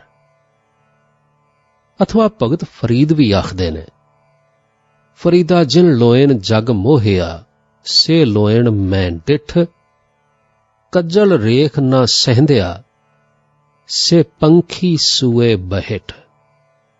ਪਰ ਜਦੋਂ ਆਦਮੀ ਦੇ ਦਿਲ ਨੂੰ ਠੇਡਾ ਲੱਗ ਜਾਏ, ਵੈਰਾਗ ਪੈਦਾ ਹੋ ਜਾਏ, ਦੁਨੀਆ ਤੋਂ ਉਪਰਾਮ ਹੋ ਕੇ ਸਤ ਮਾਰਗ ਤੇ ਉਹ ਤੁਰਨਾ ਸ਼ੁਰੂ ਕਰ ਦੇਵੇ, ਉਦੋਂ ਹੀ ਗੁਰਬਾਣੀ ਦੁੱਖਾਂ, ਮੁਸੀਬਤਾਂ, ਬਿਮਾਰੀਆਂ, ਜਮਾਂ ਤੇ ਮੌਤ ਦੇ ਡਰ ਨੂੰ ਲਾਉਣਾ ਤੇ ਇਨਸਾਨ ਨੂੰ ਚੜ੍ਹਦੀਆਂ ਕਲਾਂ ਵਿੱਚ ਲਿਆਉਣਾ ਸ਼ੁਰੂ ਕਰ ਦਿੰਦੀ ਹੈ। ਵਾਹਿਗੁਰੂ ਦੀ ਸ਼ਰਨ ਵਿੱਚ ਆਏ ਪੁਰਸ਼ ਨੂੰ ਫਿਰ ਗੁਰਬਾਣੀ ਇਸ ਤਰ੍ਹਾਂ ਧੀਰਜ ਤੇ ਤਸੱਲੀ ਦਿੰਦੀ ਹੈ, ਤਾਤੀ ਵਾਓ ਨਾ ਲੱਗਈ, ਪਾਰ ਬ੍ਰਹਮ ਸ਼ਰਣਾਈ, ਚੌਗਿਰਦ ਹਮਾਰੇ ਰਾਮਕਾਰ, ਦੁੱਖ ਲੱਗੈ ਨਾ ਪਾਈ। ਸਤਿਗੁਰ ਪੂਰਾ ਭੇਟਿਆ ਜਿਨ ਬਣਤ ਬਣਾਈ, ਰਾਮ ਨਾਮ ਔਖਦ ਦੀਆ ਏਕਾ ਲਿਵ ਲਾਈ, ਰਾਖ ਲੀਏ ਤਿਨ ਰਖਣਹਾਰ ਸਭ ਬਿਆਦ ਮਿਟਾਈ, ਕਹੋ ਨਾਨਕ ਕਿਰਪਾ ਭਈ ਪ੍ਰਭ ਭਏ ਸਹਾਈ। ਅਥਵਾ ਸ੍ਰੀ ਗੁਰੂ ਅਰਜਨ ਦੇਵ ਜੀ ਭੈਰੋਂ ਰਾਗ ਵਿੱਚ ਇਸ ਤਰ੍ਹਾਂ ਫਰਮਾਉਂਦੇ ਨੇ, ਉਠਤ ਸੁਖੀਆ ਬੈਠਤ ਸੁਖੀਆ, ਭਉ ਨਹੀਂ ਲਾਗੈ ਜਾਂ ਐਸੇ ਬੁਝਿਆ, ਰਾਖਾ ਏਕ ਹਮਾਰਾ ਸੁਆਮੀ, ਸਗਲ ਘਟਾਂ ਕਾ ਅੰਤਰਜਾਮੀ। सोए अचिंता जाग अचिंता, जहां कहां प्रभ तू वरतंता, घर सुख वस्या बाहर सुख पाया, कहो नानक गुर मंत्र दृढ़ाया। जां फिर बसंत राग विच सतगुरु जी इस तरह कहते हैं, जांकै भगत आनंदमय, जांके भगत कौ ना ही खै, जांके भगत कौ ना ही भै, जांके भगत कौ सदा जय। जिस वेले गुरु का सिख भगती विच दृढ़ हो जाए तो उसनूं गुरबाणी ज्ञान की दात बख्शनी शुरू कर देंदी है। सूखम भेद दसने आरंभदी है, जिवें सुधर गए बच्चे नूं मां कहिंदी है, हवा कोई चीज नहीं, वो तो एवें डर बनाया होया सी। इसे तरह गुरबाणी गुरु के सिख नूं आखदी है, सिखा दुख बीमारी ते मौत असल विच ये चीज़ां कुछ भी नहीं। एवें जीव नूं वाहिगुरू वल खिच्चण लई बनाए सन, इन्हां दी असल विच कोई हस्ती नहीं। आत्मा निरलेप है, वो कदे दुखी नहीं हुंदी, वो कदे मरदी नहीं, उसनूं कदे बीमारी बुढ़ेपा दुख थोड़ भै जां कमजोरी कदे नहीं आउंदे। ये केवल मन की अज्ञानता करके उसनूं लगदे ने। न किछ जन्मै न किछ मरै, आपन चलित आप ही करै। जां भगत रविदास साहब जी इस तरह आखदे ने, नरपत एक सिंघासन सोया, सुपने पया भिखारी, अछत राज बिछुरत दुख पाया, सो गत भई हमारी। पर भगत रविदास फिर इस तरह भी समझाउंदे ने कि मनुख विच ते वाहिगुरू विच अंतर नहीं रहिंदा। वो प्रभु विच इस तरह लीन हो जांदा है जिवें तोही मोही मोही तोही अंतर कैसा, कनिक कटिक जल तरंग जैसा। श्री गुरु अमरदास जी आखदे ने, गुरमुख बुढ़े कदे नाही जिन्ना अंतर सुरत ज्ञान। श्री गुरु अर्जन देव जी फरमाउंदे ने, राम नाम मन लागा जम लज्जाए कर भागा। भगत पीपा जी कहंदे ने, काया बहुखंड खोजते नवनिध पाई, ना कछ आएबो ना कछ जाएबो, राम की दुहाई। अथवा श्री गुरु अर्जन देव जी महाराज दे बचन सुना के इन्हां विचारां नूं समाप्त करदे हां। गुरु जी आखदे ने, नानक बद्धा करता हां जिथै मृत ना जन्म जरा। गुरु पहले दर्जे ते मैं अपना गुरु श्री अकाल पुरख वाहिगुरू जी नूं समझना। सच्चे अर्थां विच गुरु केवल वाहिगुरू जी नूं ही किया जा सकदा है। सब संसार दी, सब जनता दी, सब अवस्थावां दे जीवां दी ते हरेक दे हाल दे मुताबक अगवाई केवल पारब्रह्म परमेश्वर ही कर रहा है। साडे ख्यालां, साडे फुरनियां, कर्मां जां तजर्बियां दी जड़ विच भी इसे इक्को शक्ति की प्रेरणा लुकी हुई है। जो हर लोड़े सो करे, सोई जी करन। जां फिर सतगुरु आखदे ने, जी जंत सब तुद उपाए, जित जित भाणा तित तित लाए। श्री गुरु ग्रंथ साहिब जी विच इस ख्याल नूं बड़ा स्पष्ट किया गया है। वाहिगुरू ही सारियां नूं चंगे पासे प्रेरदा है ते वाहिगुरू ही हरेक दी रहनुमाई उसदी अवस्था ते लोड़ मुताबक करदा है। वाहिगुरू ही समा आउण ते जीव नूं गुरु दा मेल करवाउंदा है ते वाहिगुरू ही जीव कोलों भजन, सिमरन, ਜਾਂ ਆਰਾਧਨਾ ਕਰਵਾਉਂਦਾ ਹੈ। ਵਾਹਿਗੁਰੂ ਹੀ ਜੀਵ ਦੇ ਮਨ ਵਿੱਚ ਸਮਾਂ ਆਉਣ ਤੇ ਗਿਆਨ ਪ੍ਰਗਟ ਕਰਦਾ ਹੈ। ਗੁਰੂ ਦੇ ਮਿਲਾਪ ਦੀ ਜੜ ਵਿੱਚ ਵਾਹਿਗੁਰੂ ਦਾ ਹੁਕਮ ਜਾਂ ਮਰਜ਼ੀ ਛੁਪੀ ਹੁੰਦੀ ਹੈ।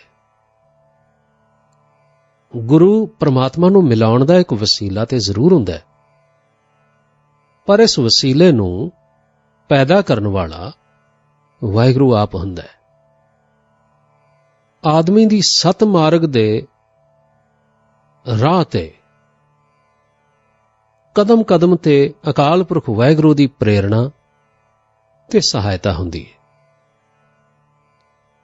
ਜਿਵੇਂ ਸਤਿਗੁਰੂ ਮਹਾਰਾਜ ਗੁਰੂ ਨਾਨਕ ਦੇਵ ਫਰਮਾਉਂਦੇ ਨੇ, ਕਰ ਕਿਰਪਾ ਗੋਬਿੰਦ ਦੀਆ ਗੁਰ ਗਿਆਨ ਬੁੱਧ ਵਿਵੇਕ। ਅਥਵਾ ਗੁਰੂ ਰਾਮਦਾਸ ਜੀ ਆਖਦੇ ਨੇ, ਜਿਨ੍ਹਾਂ ਮਸਤਕ ਤੁਰ ਹਰ ਲਿਖਿਆ ਤਿੰਨਾ ਸਤਿਗੁਰ ਮਿਲਿਆ ਰਾਮ ਰਾਜੇ।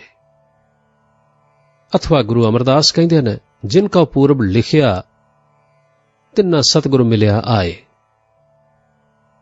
ਅਥਵਾ ਗੁਰੂ ਨਾਨਕ ਦੇਵ ਜੀ ਆਖਦੇ ਨੇ, ਨਦਰ ਕਰੈ ਜੇ ਆਪਣੀ ਤਾਂ ਨਦਰੀ ਸਤਿਗੁਰ ਪਾਇਆ।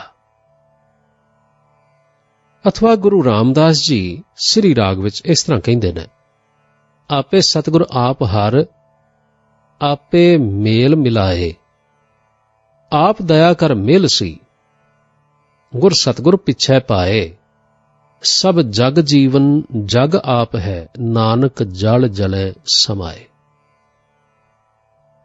ਸਭ ਥਾਵਾਂ ਤੇ, ਸਭ ਮਨੁੱਖਾਂ ਵਿੱਚ, ਸਭ ਧਰਮਾਂ ਵਿੱਚ ਪੈਗੰਬਰ ਦੀ ਅੱਲਾ ਨਾਲੋਂ, ਗੁਰੂ ਦੀ ਈਸ਼ਵਰ ਨਾਲੋਂ, ਅਵਤਾਰ ਦੀ ਪਾਰਬ੍ਰਹਮ ਨਾਲੋਂ ਜ਼ਿਆਦਾ ਇੱਜ਼ਤ, ਮਾਨਤਾ ਤੇ ਪੂਜਾ ਹੁੰਦੀ ਵੇਖ ਕੇ ਮੈਂ ਬੜੀ ਹੈਰਾਨੀ ਨਾਲ ਸੋਚਣਾ। ਇਸ ਦਾ ਵੱਡਾ ਕਾਰਨ ਇਹ ਹੈ ਕਿ ਆਮ ਲੋਕਾਂ ਨੂੰ ਨਿਰਗੁਣ, ਅਕਾਲ, ਅਜੂਨੀ, ਨਿਰਭਉ, ਨਿਰਵੈਰ ਵਾਹਿਗੁਰੂ ਦੀ ਸਾਰ ਨਾ ਹੋਣ ਕਰਕੇ ਉਹਨਾਂ ਦੇ ਦਿਮਾਗ ਸੂਖਮ ਅਥਵਾ ਸਤ ਚਿੱਤ ਆਨੰਦ ਵਾਹਿਗੁਰੂ ਦਾ ਧਿਆਨ ਜਾਂ ਤਸੱਵਰ ਆਪਣੇ ਖਿਆਲ ਵਿੱਚ ਨਹੀਂ ਲਿਆ ਸਕਦੇ। ਇਸ ਵਾਸਤੇ ਸਿਆਣੇ ਆਗੂਆਂ, ਮਹਾਤਮਾ ਤੇ ਪੁਰਸ਼ਾਂ ਨੇ ਆਮ ਲੋਕਾਂ ਦਾ ਭਲਾ ਮੁੱਖ ਰੱਖ ਕੇ ਕਿਸੇ ਨਾ ਕਿਸੇ ਅਵਤਾਰ, ਪੈਗੰਬਰ, ਗੁਰੂ, ਰਹਿਬਰ, ਰਿਸ਼ੀ, ਮੁਨੀ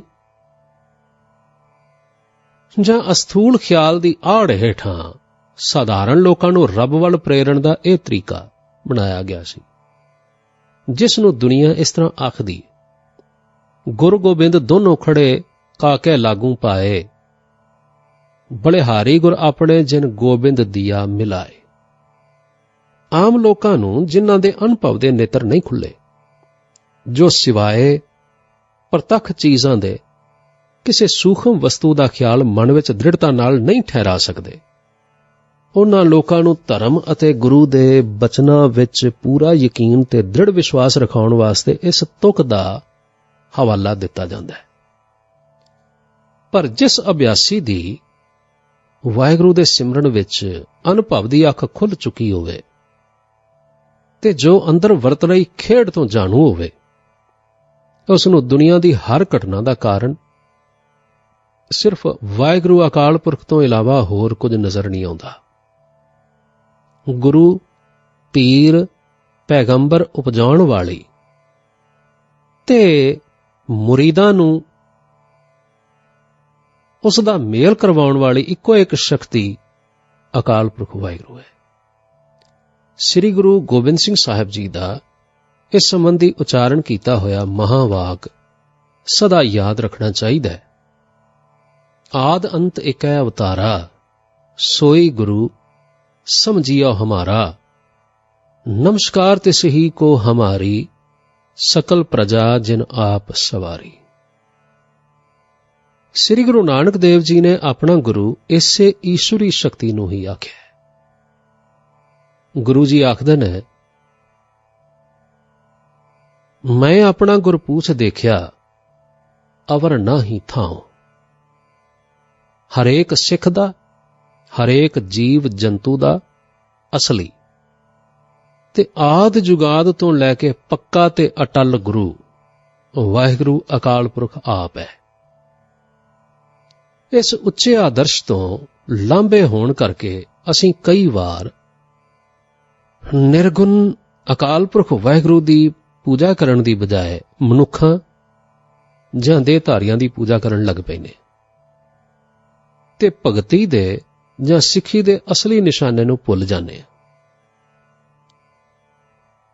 ਦੂਸਰੇ ਦਰਜੇ ਤੇ ਮੈਂ ਸ੍ਰੀ ਗੁਰੂ ਨਾਨਕ ਦੇਵ ਜੀ ਜਾਂ ਹੋਰ ਗੁਰੂ ਸਾਹਿਬਾਨ ਅਤੇ ਭਗਤਾਂ ਦੀ ਸ੍ਰੀ ਗੁਰੂ ਗ੍ਰੰਥ ਸਾਹਿਬ ਵਿੱਚ ਦਰਜ ਬਾਣੀ ਨੂੰ ਸਮਝਣਾ। ਗੁਰੂ ਕੀ ਬਾਣੀ ਮੇਰੀ ਦੀਨ ਦੁਨੀਆ ਹੈ। ਕਰਤਾਰ ਨੇ ਮੈਨੂੰ ਗੁਰੂ ਨਾਨਕ ਦਾ ਲੜ ਇਸ ਵਾਸਤੇ ਫੜਾਇਆ ਕਿ ਮੇਰੀ ਆਤਮਿਕ ਤਰੱਕੀ ਵਾਸਤੇ ਇਸ ਤੋਂ ਚੰਗਾ ਪ੍ਰਬੰਧ ਹੋਰ ਕੋਈ ਨਹੀਂ ਹੋ ਸਕਦਾ।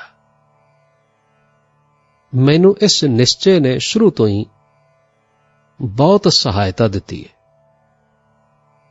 ਤੇ ਦਰ-ਦਰ ਦੇ ਠੁੱਡੇ ਖਾਣ ਤੋਂ ਬਚਾ ਲਿਆ ਹੈ।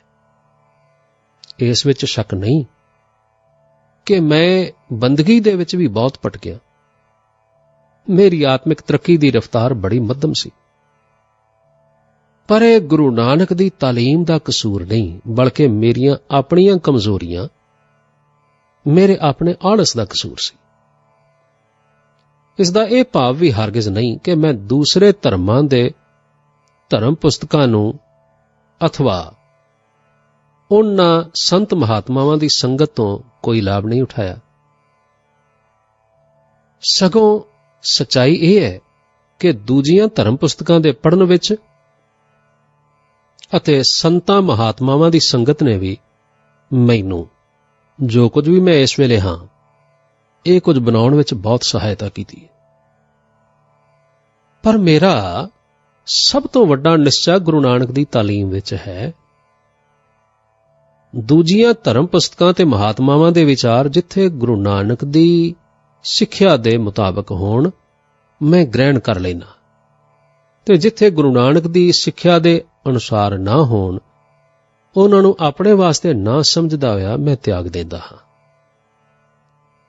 ਧਰਮਾਂ ਦੀ ਇਸ ਤਰ੍ਹਾਂ ਕੀਤੀ ਕੰਪੈਰੇਟਿਵ ਸਟੱਡੀ ਨੇ, ਮੁਕਾਬਲੇ ਵਾਲੀ ਵਿਚਾਰ ਨੇ, ਮੇਰੇ ਖਿਆਲਾਂ ਨੂੰ ਬੜਾ ਪ੍ਰਪੱਕ ਕਰ ਦਿੱਤਾ ਹੈ ਤੇ ਸ਼ੰਕਿਆ ਨੂੰ ਸਾਫ਼ ਕਰ ਦਿੱਤਾ ਹੈ। ਹੁਣ ਮੇਰਾ ਨਿਸ਼ਚੈ ਹੈ ਕਿ ਸਭ ਧਰਮ ਪੁਸਤਕਾਂ ਅਤੇ ਸੱਚੇ ਮਹਾਤਮਾਵਾਂ ਦੇ ਉਪਦੇਸ਼ ਇਮਾਨਦਾਰੀ ਤੇ ਮਿਹਨਤੀ ਬੰਦੇ ਨੂੰ ਸੱਚ ਤੱਕ ਪਹੁੰਚਾ ਸਕਦੇ ਨੇ। ਨੇਕ ਨੀਤੀ ਨਾਲ ਆਪਣੇ ਆਪਣੇ ਧਰਮ ਨੂੰ ਸਮਝਣ ਤੇ ਉਸ ਅਨੁਸਾਰ ਆਪਣੀ ਜ਼ਿੰਦਗੀ ਢਾਲਣ ਨਾਲ ਸਭ ਲੋਕਾਂ ਨੂੰ ਸ਼ਾਂਤੀ ਤੇ ਪੂਰਨਤਾ ਮਿਲ ਸਕਦੀ ਹੈ। ਬੰਦਗੀ ਕਰਨ ਵਿੱਚ ਮਿਹਨਤੀ, ਨਿਰਮਾਣ, ਨਿਰਛਲ ਤੇ ਬੇਬਲ ਆਦਮੀ, ਭਾਵੇਂ ਉਹ ਕਿਸੇ ਰਸਤੇ ਥਾਣੀ ਰੱਬ ਤੱਕ ਪਹੁੰਚਣਾ ਚਾਹਵੇ, ਕਿਸੇ ਵੀ ਰਹਿਨੁਮਾ ਦਾ ਆਗੂ ਦਾ ਪੱਲਾ ਫੜੇ, ਵਾਹਿਗੁਰੂ ਆਪ ਮਦਦ ਕਰਦਾ ਹੈ ਤੇ ਬਾਂਹ ਫੜ ਕੇ ਆਪਣੇ ਵੱਲ ਖਿੱਚ ਲੈਂਦਾ ਹੈ। ਤੀਸਰਾ, ਮੈਂ ਆਪਣਾ ਗੁਰੂ ਆਪਣੇ ਅਭਿਆਸ, ਕੋਸ਼ਿਸ਼ ਤੇ ਹਿੰਮਤ ਨੂੰ ਸਮਝਣਾ, ਜਿਨ੍ਹਾਂ ਦੇ ਕਰਕੇ ਮੈਂ ਬਹੁਤ ਕੁਝ ਹਾਸਲ ਕੀਤਾ ਹੈ। ਬੰਦਗੀ ਕਰਨ ਵਿੱਚ ਕਈ ਵਾਰ ਚਾਰੇ ਪਾਸੇ ਹਨੇਰਾ ਹੀ ਹਨੇਰਾ, ਦਿਲ ਢਾਉਣ ਵਾਲੇ ਸਮਾਨ ਜਾਂ ਨਿਰਾਸ਼ਤਾ ਹੀ ਨਿਰਾਸ਼ਤਾ ਨਜ਼ਰ ਆਉਂਦੇ ਨੇ। ਅਭਿਆਸੀ ਬੰਦੇ ਦੀ ਪ੍ਰਤੱਖ ਤੌਰ ਤੇ ਸਭ ਮਦਦ ਬੰਦ ਹੋ ਜਾਂਦੀ ਹੈ।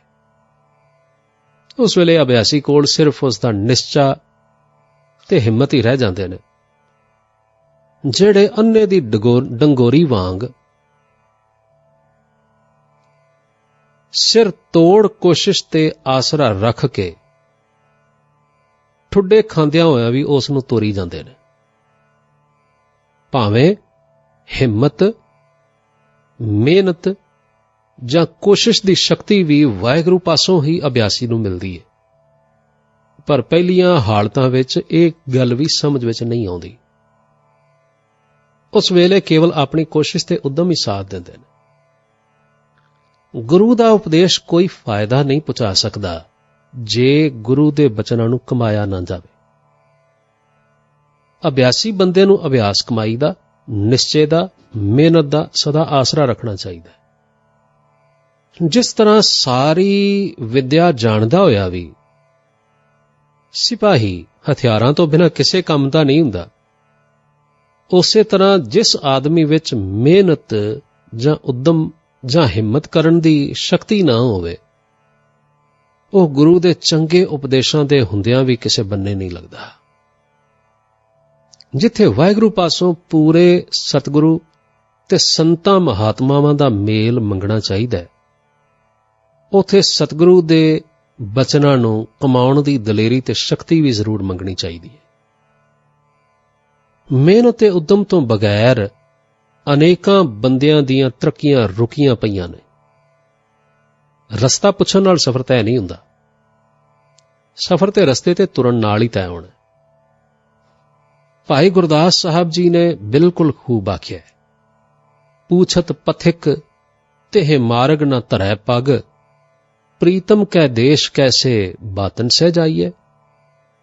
ਪੂਛਤ ਹੈ ਬੈਦ, ਖਾਤ ਔਖਦ ਨਾ ਸੰਜਮ ਸਹਿ, ਕੈਸੇ ਮਿਟੈ ਰੋਗ ਸੁਖ ਸਹਿਜ ਸਮਾਈਐ। ਪੂਛਤ ਸੁਹਾਗਨ ਹੋਇ ਕਰਮ ਦੁਹਾਗਣ ਕੈ, ਹਿਰਦੈ ਵਿਬਚਾਰ ਕਤ ਸਹਿਜਾ ਬੁਲਾਈਐ। ਗਾਏ ਸੁਨੇ ਆਂਖੇ ਮੀਚੇ ਪਾਈਐ ਨਾ ਪਰਮ ਪਦ, ਗੁਰ ਉਪਦੇਸ਼ ਗਹਿ ਜਾਉ ਲਉ ਨਾ ਕਮਾਈਐ।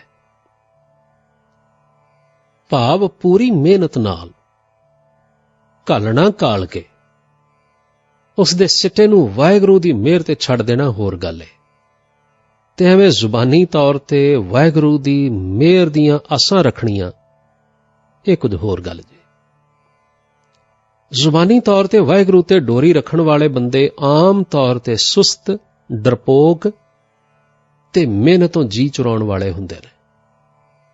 ਵੇਖੋ, ਧੁੱਪ ਉਸ ਬੰਦੇ ਨੂੰ ਨਿੱਘ ਤੇ ਰੌਸ਼ਨੀ ਪਹੁੰਚਾਉਂਦੀ ਹੈ ਜਿਹੜਾ ਧੁੱਪ ਤੱਕ ਜਾਣ ਦੀ ਕੋਸ਼ਿਸ਼ ਕਰੇ।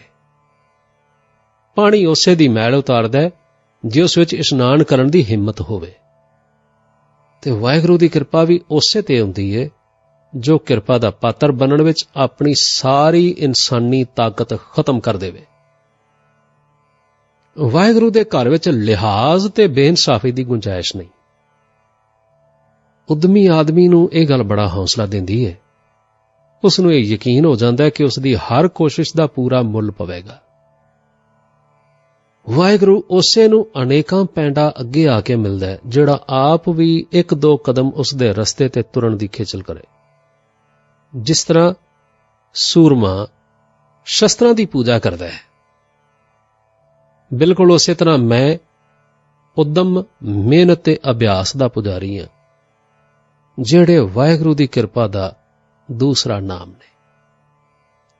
ਗੁਰਬਾਣੀ ਵਿੱਚ ਵਾਹਿਗੁਰੂ ਦੀ ਕਿਰਪਾ ਨੂੰ ਪ੍ਰਗਟ ਕਰਨ ਦਾ ਸਾਧਨ ਗੁਰੂ ਕੇ ਸਿੱਖ ਦਾ ਸੰਜਮੀ ਜੀਵਨ, ਲਗਾਤਾਰ ਨਾਮ ਅਭਿਆਸ, ਵਾਹਿਗੁਰੂ ਦਾ ਜਸ ਗਾ ਗਾ ਕੇ ਉਸ ਦੇ ਸੁਭਾਅ ਤੋਂ ਵਾਕਫ ਹੋਣਾ, ਧੀਰਜ ਤੇ ਸੰਤੋਖ ਨਾਲ ਕੀਤੀ ਗੁਰੂ ਦੇ ਉਪਦੇਸ਼ ਦੀ ਕਮਾਈ ਤੇ ਸਾਧ ਸੰਗਤ ਦੀ ਨਿਸ਼ਕਾਮ ਸੇਵਾ ਹੈ। ਗੁਰੂ ਜੀ ਆਖਦੇ ਨੇ, ਭਾਈ 10ਵੀਂ 10 ਦੁਆਰ ਬਸ ਕੀਨੇ, ਮਨ ਸੰਤੋਖ ਨਾਮ ਜਪ ਲੀਨੇ, ਕਰਨੀ ਸੁਣੀਏ ਜਸ ਗੋਪਾਲ, ਨੈਣੀ ਪੇਖਤ ਸਾਧ ਦਇਆਲ, ਰਸਨਾ ਗੁਣ ਗਾਵੇ ਬੇਅੰਤ, ਮਨ ਮੈਂ ਚਿਤਵੈ ਪੂਰਨ ਭਗਵੰਤ, ਹਸਤ ਚਰਨ ਸੰਤ ਟਹਿਲ ਕਮਾਈਐ, ਨਾਨਕ ਇਹ ਸੰਜਮ ਪ੍ਰਭ ਕਿਰਪਾ ਪਾਈਐ।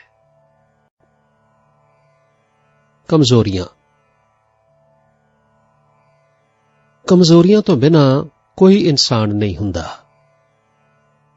ਆਤਮ ਸਾਇੰਸ ਦੇ ਮੁਤਾਬਕ ਸਰੀਰ ਧਾਰਨ ਕਰਨ ਵਾਲੇ ਹਰੇਕ ਪੁਰਸ਼ ਵਿੱਚ ਕਮਜ਼ੋਰੀਆਂ ਹੁੰਦੀਆਂ ਨੇ, ਤੇ ਇਹਨਾਂ ਕਮਜ਼ੋਰੀਆਂ ਕਰਕੇ ਹੀ ਜੀਵ ਨੂੰ ਮੁੜ-ਮੁੜ ਸਰੀਰ ਧਾਰਨ ਕਰਨਾ ਪੈਂਦਾ। ਫਾਰਸੀ ਦੇ ਮਸ਼ਹੂਰ ਕਵੀ ਉਮਰ ਖਯਾਮ ਦਾ ਕਥਨ ਹੈ, ਨਾ ਕਰਦਾ ਗੁਨਾਹ ਦਰ ਜਹਾਂ ਕੀਸ ਬਗੋ, ਆਂ ਕਸ ਕੇ ਨਾ ਕਰਦਾ ਗੁਨਾਹ ਚੂੰ ਜ਼ੀਸ ਬਗੋ। ਸ੍ਰੀ ਗੁਰੂ ਗ੍ਰੰਥ ਸਾਹਿਬ ਜੀ ਵਿੱਚ ਵੀ ਇਹ ਖਿਆਲ ਕਈਆਂ ਥਾਵਾਂ ਤੇ ਦਰਜ ਹੈ। ਮਾਟੀ ਕਾ ਕਿਆ ਤੋਪੈ ਸੁਆਮੀ, ਮਾਨਸ ਕੀ ਗਤ ਇਹੀ। ਜਾਂ ਫਿਰ ਸ੍ਰੀ ਗੁਰੂ ਨਾਨਕ ਦੇਵ ਜੀ ਫਰਮਾਉਂਦੇ ਨੇ, ਭੁੱਲਣ ਵਿੱਚ ਕੀਆ ਸਭ ਕੋਈ ਕਰਤਾ ਆਪ ਨਾ ਭੁੱਲੈ। ਜਿੱਥੇ ਕਮਜ਼ੋਰੀਆਂ ਇਨਸਾਨ ਦੇ ਸੁਭਾਅ ਦਾ ਜ਼ਰੂਰੀ ਅੰਗ ਨੇ, ਉੱਥੇ ਇਹਨਾਂ ਕਮਜ਼ੋਰੀਆਂ ਨੂੰ ਜਿੱਤਣਾ ਤੇ ਇਹਨਾਂ ਤੋਂ ਆਜ਼ਾਦ ਹੋਣਾ ਮਨੁੱਖੀ ਜੀਵਨ ਦਾ ਆਦਰਸ਼ ਹੈ। ਇਨਸਾਨ ਘੜੀ ਮੁੜੀ ਕਿਉਂ ਜਨਮ ਮਰਨ ਦੇ ਚੱਕਰ ਵਿੱਚ ਪੈਂਦਾ ਹੈ? ਕਮਜ਼ੋਰੀਆਂ ਕਰਕੇ, ਤੇ ਕਮਜ਼ੋਰੀਆਂ ਉੱਤੇ ਫਤਿਹ ਪਾਉਣ ਦੇ ਮੌਕਾ ਦਿੱਤਾ ਜਾਣ ਕਰਕੇ। ਇਹ ਬਿਲਕੁਲ ਇਸੇ ਤਰ੍ਹਾਂ ਦੀ ਗੱਲ ਹੈ ਜਿਵੇਂ ਬਿਮਾਰ ਆਦਮੀ ਬਿਮਾਰੀ ਕਰਕੇ ਤੇ ਬਿਮਾਰੀ ਤੋਂ ਆਜ਼ਾਦ ਹੋਣ ਵਾਸਤੇ ਹਸਪਤਾਲ ਜਾਂਦਾ ਹੈ। ਜੋ ਬਿਮਾਰ ਨਹੀਂ, ਉਸ ਨੂੰ ਹਸਪਤਾਲ ਜਾਣ ਦੀ ਲੋੜ ਨਹੀਂ। ਜਿਸ ਆਤਮਾ ਵਿੱਚ ਕਮਜ਼ੋਰੀਆਂ ਨਹੀਂ, ਉਸ ਨੂੰ 84 ਦੇ ਗੇੜ ਵਿੱਚ ਆਉਣ ਦੀ ਲੋੜ ਨਹੀਂ। ਕਮਜ਼ੋਰੀਆਂ ਕਰਕੇ ਇਨਸਾਨ ਇੱਕ ਸਰੀਰਕ ਕੈਦ ਵਿੱਚ ਤੇ ਆ ਗਿਆ। ਹੁਣ ਇਸ ਤੋਂ ਰਿਹਾਈ ਕਿਵੇਂ ਹਾਸਲ ਕਰੇ? ਸਭ ਤੋਂ ਪਹਿਲੀ ਤੇ ਸਭ ਤੋਂ ਜ਼ਰੂਰੀ ਸ਼ਰਤ ਜੋ ਇਨਸਾਨ ਦੀ ਰਿਹਾਈ ਵਾਸਤੇ ਜ਼ਰੂਰੀ ਹੈ, ਉਹ ਹੈ ਉਸ ਨੂੰ ਆਪਣੀਆਂ ਕਮਜ਼ੋਰੀਆਂ ਦਾ ਪਤਾ ਹੋਣਾ। ਜਿਸ ਬੰਦੇ ਨੂੰ ਆਪਣੀਆਂ ਕਮਜ਼ੋਰੀਆਂ ਦਾ ਪਤਾ ਨਹੀਂ, ਉਸ ਵਾਸਤੇ ਆਤਮਿਕ ਨੁਕਤੇ ਤੋਂ ਤਰੱਕੀ ਕਰਨੀ ਅਸੰਭਵ ਹੈ। ਜਿਸ ਬਿਮਾਰ ਨੂੰ ਬਿਮਾਰੀ ਦਾ ਪਤਾ ਹੀ ਨਾ ਹੋਵੇ, ਉਹ ਇਲਾਜ ਕਰਕੇ ਰਾਜ਼ੀ ਕਿਵੇਂ ਹੋ ਸਕਦਾ ਹੈ? ਉਵੇਂ ਹੀ ਜੇ ਆਪਣੇ ਨੁਕਸ ਦਾ ਪਤਾ ਨਾ ਹੋਵੇ ਤਾਂ ਉਹ ਉਹਨਾਂ ਦੇ ਦੂਰ ਕਰਨ ਦਾ ਖਿਆਲ ਵੀ ਨਹੀਂ ਕਰ ਸਕਦਾ। ਇਸੇ ਵਾਸਤੇ ਆਤਮਿਕ ਮਾਰਗ ਦੇ ਪਾਂਧੀ ਨੂੰ ਹਮੇਸ਼ਾ ਆਪਣੇ ਐਬਾਂ, ਪਾਪਾਂ ਤੇ ਕਮਜ਼ੋਰੀਆਂ ਤੋਂ ਜਾਣੂ ਰਹਿਣਾ ਚਾਹੀਦਾ ਹੈ। ਹਰੇਕ ਇਨਸਾਨ ਦਾ ਦਿਲ, ਜੇਕਰ ਉਹ ਦਿਲ ਦੀ ਆਵਾਜ਼ ਦੀ ਪਰਵਾਹ ਕਰੇ ਤਾਂ ਉਸ ਨੂੰ ਉਸ ਦੇ ਪਾਪਾਂ ਤੋਂ ਖਬਰਦਾਰ ਕਰਦਾ ਰਹਿੰਦਾ ਹੈ। ਕੋਈ ਮਾੜਾ ਕੰਮ ਕਰੋ, ਦਿਲ ਵਿੱਚੋਂ ਫਿਟਕਾਰ ਨਿਕਲੇਗੀ, ਤੇ ਕੋਈ ਨੇਕ ਕੰਮ ਕਰੋ ਤਾਂ ਦਿਲ ਵਿੱਚੋਂ ਸ਼ਾਬਾਸ਼ ਅਤੇ ਪ੍ਰਸੰਨਤਾ ਦੀ ਆਵਾਜ਼ ਆਉਂਦੀ ਹੈ। ਦਿਲ ਦੀ ਆਵਾਜ਼ ਨੂੰ, ਕੌਨਸ਼ੀਅਸਨੈਸ ਦੀ ਆਵਾਜ਼ ਨੂੰ ਵਾਹਿਗੁਰੂ ਵੱਲੋਂ ਇਸ ਜਗਤ ਵਿੱਚ ਸੈਰ ਕਰਨ ਵਾਸਤੇ ਇਨਸਾਨ ਦਾ ਬਹੁਤ ਪੱਕਾ ਮਿੱਤਰ ਬਣਾਇਆ ਗਿਆ। ਜੋ ਆਪਣੇ ਮਿੱਤਰ ਦੀ ਆਵਾਜ਼ ਦੀ ਕਦਰ ਕਰੇ, ਉਸ ਨੂੰ ਇਹ ਮਿੱਤਰ ਹਮੇਸ਼ਾ ਨੇਕ ਸਲਾਹ ਦਿੰਦਾ ਹੈ ਤੇ ਤਕਲੀਫਾਂ ਜਾਂ ਮੁਸੀਬਤਾਂ ਤੋਂ ਬਚਾਉਂਦਾ ਹੈ। ਜਿਵੇਂ ਅਸੀਂ ਆਪਣੇ ਕਿਸੇ ਮਿੱਤਰ ਦੀ ਬੇਪਰਵਾਹੀ ਜਾਂ ਹੱਦ ਤੱਕ ਕਰਦੇ ਰਹੀਏ ਤੇ ਹਰ ਗੱਲ ਵਿੱਚ ਉਸ ਦੀ ਗੱਲ ਦੇ ਉਲਟ ਚੱਲੀਏ, ਤਾਂ ਉਹ ਮਿੱਤਰ ਹਾਰ ਕੇ ਸਾਨੂੰ ਆਪਣੀ ਨੇਕ ਰਾਏ ਦੇਣੀ ਬੰਦ ਕਰ ਦਿੰਦਾ ਹੈ। ਉਸੇ ਤਰ੍ਹਾਂ ਜਿਹੜਾ ਬੰਦਾ ਆਪਣੇ ਦਿਲ ਦੀ ਆਵਾਜ਼ ਦੀ ਪਰਵਾਹ ਨਹੀਂ ਕਰਦਾ, ਉਸ ਦੇ ਉਲਟ ਕੰਮ ਕਰਦਾ ਹੈ, ਉਸ ਦਾ ਦਿਲ ਉਸ ਨੂੰ ਸਲਾਹ ਦੇਣੋਂ ਤੇ ਮਦਦ ਕਰਨੋਂ ਬੰਦ ਹੋ ਜਾਂਦਾ ਹੈ। ਦਿਲ ਦੀ ਆਵਾਜ਼ ਨੂੰ ਹੀ ਆਤਮਾ ਦੀ ਆਵਾਜ਼ ਕਿਹਾ ਜਾਂਦਾ ਹੈ। ਇਸ ਨਾਲ ਜੇ ਮਿਲਵਰਤਨ ਕਰੀਏ ਤਾਂ ਇਹ ਸਾਡੀਆਂ ਕਮਜ਼ੋਰੀਆਂ ਸਾਨੂੰ ਵਿਖਾ ਕੇ ਉਹਨਾਂ ਤੋਂ ਬਚਾਉਣ ਦਾ ਯਤਨ ਕਰਦਾ ਰਹਿੰਦਾ ਹੈ। ਪਰ ਜੇ ਪਰਵਾਹ ਨਾ ਕਰੀਏ ਤਾਂ ਫਿਰ ਹਾਰ ਕੇ ਸਾਡਾ ਮਨ ਚੁੱਪ ਹੋ ਜਾਂਦਾ ਹੈ। ਉਹ ਆਦਮੀ ਬੜਾ ਅਭਾਗਾ ਹੋਵੇਗਾ ਜਿਸ ਦੇ ਦਿਲ ਦੀ ਆਵਾਜ਼ ਨਿਰਾਸ਼ ਹੋ ਕੇ ਚੁੱਪ ਹੋ ਗਈ ਹੋਵੇ। ਉਹ ਤੇ ਫਿਰ ਉਸ ਮੋਟਰ ਵਾਂਗ ਹੈ ਜਿਸ ਦੀਆਂ ਬ੍ਰੇਕਾਂ ਖਰਾਬ ਹੋ ਗਈਆਂ ਹੋਣ। ਉਸ ਨੂੰ ਜੇ ਦੁਨੀਆ ਵਿੱਚ ਹਾਦਸੇ ਤੇ ਤਕਲੀਫਾਂ, ਪਰੇਸ਼ਾਨੀਆਂ ਜਾਂ ਨਾਕਾਮਯਾਬੀਆਂ ਆਉਣ ਤਾਂ ਫਿਰ ਇਹ ਕੋਈ ਹੈਰਾਨੀ ਵਾਲੀ ਗੱਲ ਨਹੀਂ। ਆਪਣੀਆਂ ਕਮਜ਼ੋਰੀਆਂ ਤੋਂ ਜਾਣੂ ਹੋਣਾ ਤੇ ਉਹਨਾਂ ਤੋਂ ਛੁਟਕਾਰਾ ਪਾਉਣ ਦਾ ਜਾਂ ਜਿੱਤ ਪ੍ਰਾਪਤ ਕਰਨ ਵਾਸਤੇ ਹਿੰਮਤੀ ਹੋਣ ਦਾ ਯਤਨ ਬੜਾ ਜ਼ਰੂਰੀ ਹੈ। ਜਿਵੇਂ ਬੱਚਾ ਮਿੱਟੀ ਵਿੱਚ ਖੇਡ ਕੇ ਖੁਸ਼ ਹੁੰਦਾ ਹੈ, ਉਵੇਂ ਮਨ ਆਪਣੀਆਂ ਕਮਜ਼ੋਰੀਆਂ ਨਾਲ ਪਿਆਰ ਕਰਨ ਲੱਗ ਪੈਂਦਾ ਹੈ। ਬਸ ਉਸ ਨੂੰ ਬੱਚੇ ਵਾਂਗ ਰੋਕ ਕੇ ਨੇਕ ਪਾਸੇ ਲਾਉਣ ਤੋਂ ਪਹਿਲਾਂ ਉਹ ਫਿਰ ਬੱਚਿਆਂ ਵਾਂਗ ਹੀ ਬੁਰਾ ਮਨਾਉਂਦਾ ਹੈ, ਜ਼ਿਦਾਂ ਕਰਦਾ ਹੈ, ਪਰ ਹੌਲੀ-ਹੌਲੀ ਸੁਧਰਨਾ ਸ਼ੁਰੂ ਹੋ ਜਾਂਦਾ ਹੈ। ਜਿਹੜਾ ਆਦਮੀ ਆਪਣੀਆਂ ਕਮਜ਼ੋਰੀਆਂ ਨੂੰ ਬੁਰਾ ਸਮਝਣ ਦੀ ਬਜਾਏ ਠੀਕ ਤੇ ਦਰੁਸਤ ਸਮਝਣ ਲੱਗ ਪੈਂਦਾ ਹੈ, ਉਹ ਆਪਣੇ ਆਪ ਨੂੰ ਬੜਾ ਧੋਖਾ ਦਿੰਦਾ ਹੈ। ਅੱਜ ਕੱਲ੍ਹ ਦੇ ਪੜ੍ਹੇ ਲਿਖੇ ਲੋਕਾਂ ਵਿੱਚ ਆਪਣੇ ਐਬਾਂ ਨੂੰ ਦਰੁਸਤ ਆਖਣ ਦੀ, ਭਾਵ ਆਪਣੀਆਂ ਗਲਤੀਆਂ ਨੂੰ ਜਸਟੀਫਾਈ ਕਰਨ ਦੀ ਟੈਂਡੈਂਸੀ, ਭਾਵ ਆਦਤ ਜਿਹੀ ਬਣ ਗਈ ਹੈ। ਇਹ ਧੋਖਾ ਉਹਨਾਂ ਵਾਸਤੇ ਬਹੁਤ ਵੱਡੀ ਮੁਸੀਬਤ ਸਾਬਤ ਹੋਵੇਗਾ। ਜਿਹੜਾ ਬੰਦਾ ਆਪਣੇ ਮਾੜੇ ਮੋਟੇ ਬੁਖਾਰ ਨੂੰ ਤੰਦਰੁਸਤੀ ਸਮਝੇ, ਉਹ ਦੁਨੀਆ ਦਾ ਕੋਈ ਨੁਕਸਾਨ ਨਹੀਂ ਕਰ ਰਿਹਾ ਹੁੰਦਾ, ਪਰ ਆਪਣੇ ਪੈਰਾਂ ਤੇ ਆਪੇ ਕੁਹਾੜਾ ਮਾਰ ਰਿਹਾ ਹੁੰਦਾ, ਆਪਣੀ ਜ਼ਿੰਦਗੀ ਨੂੰ ਆਪੇ ਖਤਰੇ ਵਿੱਚ ਪਾਉਂਦਾ। ਇਸੇ ਤਰ੍ਹਾਂ ਜੇਕਰ ਮਾੜੇ ਹਾਂ ਤਾਂ ਸਾਨੂੰ ਆਪਣੇ ਆਪ ਨੂੰ ਮਾੜਾ ਆਖਣ ਦੀ ਦਲੇਰੀ ਜ਼ਰੂਰ ਸਾਡੇ ਵਿੱਚ ਹੋਣੀ ਚਾਹੀਦੀ। ਜੇ ਇਨਸਾਨ ਨੂੰ ਆਪਣੀਆਂ ਕਮਜ਼ੋਰੀਆਂ, ਆਪਣੇ ਐਬ ਅਤੇ ਪਾਪਾਂ ਦਾ ਪੂਰਾ ਗਿਆਨ ਹੋ ਜਾਏ ਤਾਂ ਉਹ ਕਿਸੇ ਦੂਸਰੇ ਦੇ ਔਗਣ ਪਰਖਣੇ ਛੱਡ ਦਿੰਦਾ ਹੈ ਤੇ ਦੂਜਿਆਂ ਤੇ ਨੁਕਤਾਚੀਨੀ ਕਰਨੀ ਵੀ ਬੰਦ ਕਰ ਦਿੰਦਾ। ਉਸ ਨੂੰ ਫਿਰ ਨਾ ਆਪਣੇ ਨਾਲੋਂ ਮਾੜਾ ਇਨਸਾਨ ਹੋਰ ਕੋਈ ਨਹੀਂ ਜੇ ਦਿਸਦਾ, ਤੇ ਉਹ ਇਹ ਸਮਝ ਲੈਂਦਾ, ਕਬੀਰ ਸਭ ਤੇ ਹਮ ਬੁਰੇ, ਹਮ ਤਜ ਭਲੋ ਸਭ ਕੋਏ, ਜਿਨ ਐਸਾ ਕਰ ਬੂਝਿਆ ਮੀਤ ਹਮਾਰਾ ਸੋਏ। ਜਾਂ महान कवि जफर लिखते हैं, ना थी हाल से जब हमें अपनी खबर, रहे देखते गैरों के ऐबो हुनर, पड़ी अपनी बुराइयों पे जो नजर, मेरी नजरों में कोई बुरा ना रहा। गुरु दी पूजा। गुरु दी पूजा उस तरीके नाल होनी चाहिए है जिस विच गुरु प्रसन्न होवे। जो आदमी गुरु दी पूजा अपनी खुशी वास्ते करते हैं, वो गुरु दी खुशी दे पात्र नहीं बनन लगे। गुरु दे सिखां दा सब तो वड्डा फर्ज यह वेखना है कि गुरु दी खुशी किस गल विच है, किहड़े काम गुरु नूं प्रसन्न कर सकते हैं ते किहड़े कामां दे करन नाल सानूं गुरु दी नाराजगी वेखनी पवेगी। सिख तां गुरु दा सच्चा आशक हुंदा है ते इश्क विच बंदा वो कुछ करदा है जो उसदे प्यारे दी, यार दी खुशी दे सके, अपनी खुशी वास्ते नहीं। सच्ची मुहब्बत दी पहली शर्त है कि अपनी खुशी अपने प्यारे दी खुशी तो कुर्बान कर देना, प्यारे दी रज़ा विच रहना, यह प्यार दा मुढ़ला नियम है। जिस गुरु के सिख ने इस राज नूं समझ लिया, उसने सिखी दा मूल समझिया जानो, ते जिसने गुरु दी खुशी पिछे अपनी खुशी नूं कुर्बान करना नहीं सिखिया, वो बाहरों भावें किन्ना वड्डा सिख क्यों ना बनिया फिरे, गुरु घर दी मर्यादा नूं बिल्कुल नहीं जे समझदा। आत्म मार्ग दे पांधियां नूं पता होना चाहिए है कि भगती जां इश्क उदों ही संपूर्ण हुंदा है जदों आदमी अपने अंदरली हौमे नूं पूरे तौर ते खत्म करके ते वाहिगुरू दे प्यार नूं पूर्ण तौर ते अपने विच प्रगट कर लवे।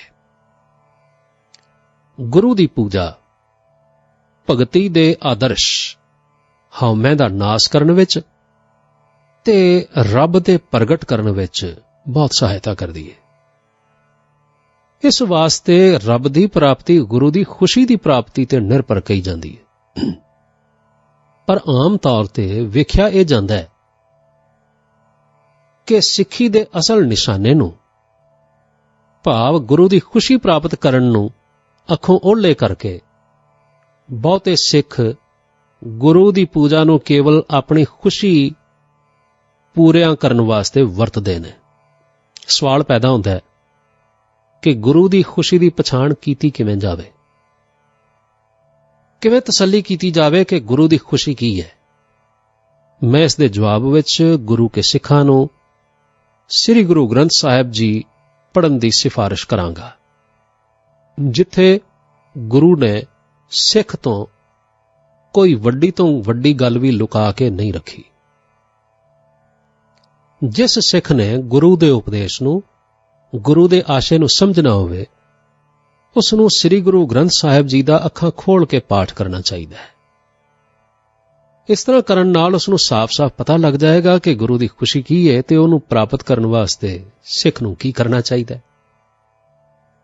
श्री गुरु ग्रंथ साहिब जी नूं अखां खोल के पढ़न वाले गुरु के सिख नूं जिथे यह पता लगेगा कि गुरु दी खुशी किस गल विच है, उत्थे यह भी बहुत अफसोस जापेगा ਕਿ ਸਿੱਖਾਂ ਦੀ ਬਹੁ ਗਿਣਤੀ ਇਸ ਵੇਲੇ ਜੋ ਕੁਝ ਵੀ ਕਰ ਰਹੀ ਹੈ, ਗੁਰੂ ਦੀ ਖੁਸ਼ੀ ਹਾਸਲ ਕਰਨ ਵਾਸਤੇ ਨਹੀਂ, ਸਗੋਂ ਆਪਣੀ ਖੁਸ਼ੀ ਹਾਸਲ ਕਰਨ ਵਾਸਤੇ ਕਰ ਰਹੀ ਹੈ। ਸੱਚ ਦੇ ਖੋਜੀ ਨੂੰ ਆਪਣੀ ਢੂੰਡ ਵਿੱਚ ਕਈ ਵਾਰ ਬੜੇ ਹੈਰਾਨ ਕਰਨ ਵਾਲੇ ਨਤੀਜਿਆਂ ਤੇ ਪਹੁੰਚਣਾ ਪੈਂਦਾ ਹੈ, ਤੇ ਉਸ ਨੂੰ ਸਭ ਤੋਂ ਵੱਧ ਹੈਰਾਨੀ ਉਦੋਂ ਹੁੰਦੀ ਹੈ ਜਦੋਂ ਉਸ ਨੂੰ ਪਤਾ ਲੱਗਦਾ ਹੈ ਕਿ ਉਸ ਦਾ ਗੁਰੂ ਆਪਣੀ ਪੂਜਾ ਕਰਵਾ ਕੇ ਕਦੇ ਖੁਸ਼ ਨਹੀਂ ਹੁੰਦਾ।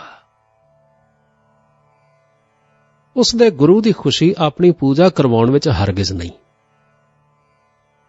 ਉਸ ਦਾ ਗੁਰੂ ਆਪਣੀ ਪੂਜਾ ਕਰਨ ਵਾਲੇ ਸਿੱਖ ਨੂੰ ਚੰਗੀ ਨਜ਼ਰ ਨਾਲ ਨਹੀਂ ਵੇਖਦਾ, ਉਸ ਨੂੰ ਆਪਣਾ ਪੁੱਤਰ ਨਹੀਂ ਜਾਣਦਾ, ਇੱਕ ਭਿਖਾਰੀ ਜਾਂ ਇੱਕ ਮੰਗਤਾਈ ਸਮਝਦਾ ਹੈ। ਗੁਰੂ ਦੇ ਸਿੱਖ ਦੀ ਉਸ ਵੇਲੇ ਹੈਰਾਨੀ ਦੀ ਹੱਦ ਨਹੀਂ ਰਹਿੰਦੀ ਜਦੋਂ ਉਹ ਵੇਖਦਾ ਹੈ ਕਿ ਗੁਰੂ ਆਪਣੀ ਪੂਜਾ ਕਰਵਾਉਣ ਦੀ ਬਜਾਏ ਉਸ ਸਿੱਖ ਨੂੰ ਚੰਗਾ ਸਮਝਦਾ ਹੈ ਜੋ ਆਪਣੇ ਆਪ ਨੂੰ ਗੁਰੂ ਪਾਸੋਂ ਗੁਰੂ ਦਾ ਸਾਰਾ ਕੁਝ ਲੈਣ, ਸਾਰਾ ਕੁਝ ਹਾਸਲ ਕਰਨ ਦੇ ਯੋਗ ਬਣਾਵੇ। ਉਸ ਨੂੰ ਹੈਰਾਨੀ ਨਾਲ ਪਤਾ ਲੱਗਦਾ ਹੈ ਕਿ ਜਿਵੇਂ ਉਹ ਆਪਣੀ ਖੁਸ਼ੀ ਗੁਰੂ ਦੀ ਖੁਸ਼ੀ ਵਿੱਚ ਸਮਝਦਾ ਸੀ, ਉਸੇ ਤਰ੍ਹਾਂ ਗੁਰੂ ਦੀ ਖੁਸ਼ੀ ਉਸ ਨੂੰ ਆਪਣਾ ਸਾਰਾ ਕੁਝ ਦੇ ਦੇਣ ਵਿੱਚ, ਆਪਣੇ ਵਰਗਾ ਬਣਾਉਣ ਵਿੱਚ, ਆਪਣਾ ਸਾਰਾ ਕੁਝ ਆਪਣਾ ਸਾਰਾ ਕੁਝ ਦੇ ਕੇ ਮਾਲਕ ਬਣਾਉਣ ਵਿੱਚ ਹੈ। ਸ੍ਰੀ ਗੁਰੂ ਗ੍ਰੰਥ ਸਾਹਿਬ ਜੀ ਦਾ ਅੱਖਾਂ ਖੋਲ ਕੇ ਕੀਤਾ ਪਾਠ ਸਿੱਖ ਨੂੰ ਇਹ ਯਕੀਨ ਦਿਵਾ ਦਿੰਦਾ ਹੈ ਕਿ ਗੁਰੂ ਦੀ ਸਭ ਤੋਂ ਚੰਗੀ ਤੇ ਵੱਡੀ ਪੂਜਾ ਗੁਰੂ ਦੀ ਗੱਲ ਨੂੰ ਸਮਝਣਾ ਤੇ ਸਮਝ ਕੇ ਉਸ ਦਾ ਆਦਰ ਕਰਨਾ ਹੈ।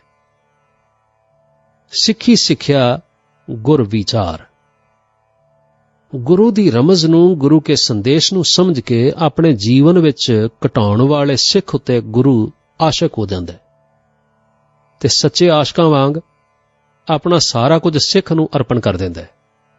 ਆਪਣੀ ਖੁਸ਼ੀ ਸਿੱਖ ਨੂੰ ਆਪਣਾ ਸਾਰਾ ਕੁਝ, ਆਪਣੇ ਰਾਜ਼, ਆਪਣੀਆਂ ਸ਼ਕਤੀਆਂ, ਆਪਣਾ ਗਿਆਨ, ਆਪਣੀ ਬਰਕਤ ਦੇਣ ਵਿੱਚ ਸਮਝਦਾ ਹੈ।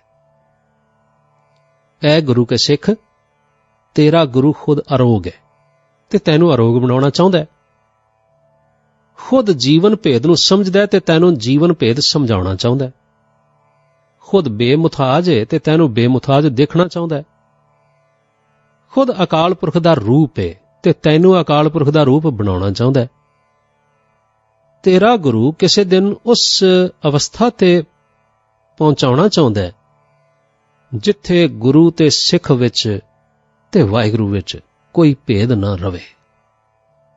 ਵੇਖ, ਗੁਰੂ ਗੋਬਿੰਦ ਸਿੰਘ ਸਾਹਿਬ ਜੀ ਨੇ ਆਖਿਆ ਸੀ, ਖਾਲਸਾ ਮੇਰੋ ਰੂਪ ਹੈ ਖਾਸ, ਖਾਲਸੇ ਮੈਂ ਹਉ ਕਰੋ ਨਿਵਾਸ। ਜਾਂ ਆਤਮ ਰਸ ਜਿਹ ਜਾਨਹੀ ਸੋ ਹੈ ਖਾਲਸ ਦੇਵ, ਪ੍ਰਭ ਮੈਂ ਮੋਹ ਮਹਿ ਤਾਸ ਮਹਿ ਰੰਚਕ ਨਾ ਹਨ ਭੇਵ। ਅਥਵਾ ਹਰ ਕਾ ਸੇਵਕ ਸੋ ਹਰ ਜੇਹਾ, ਭੇਦ ਨਾ ਜਾਣੋ ਮਾਨਸ ਦੇਹਾ।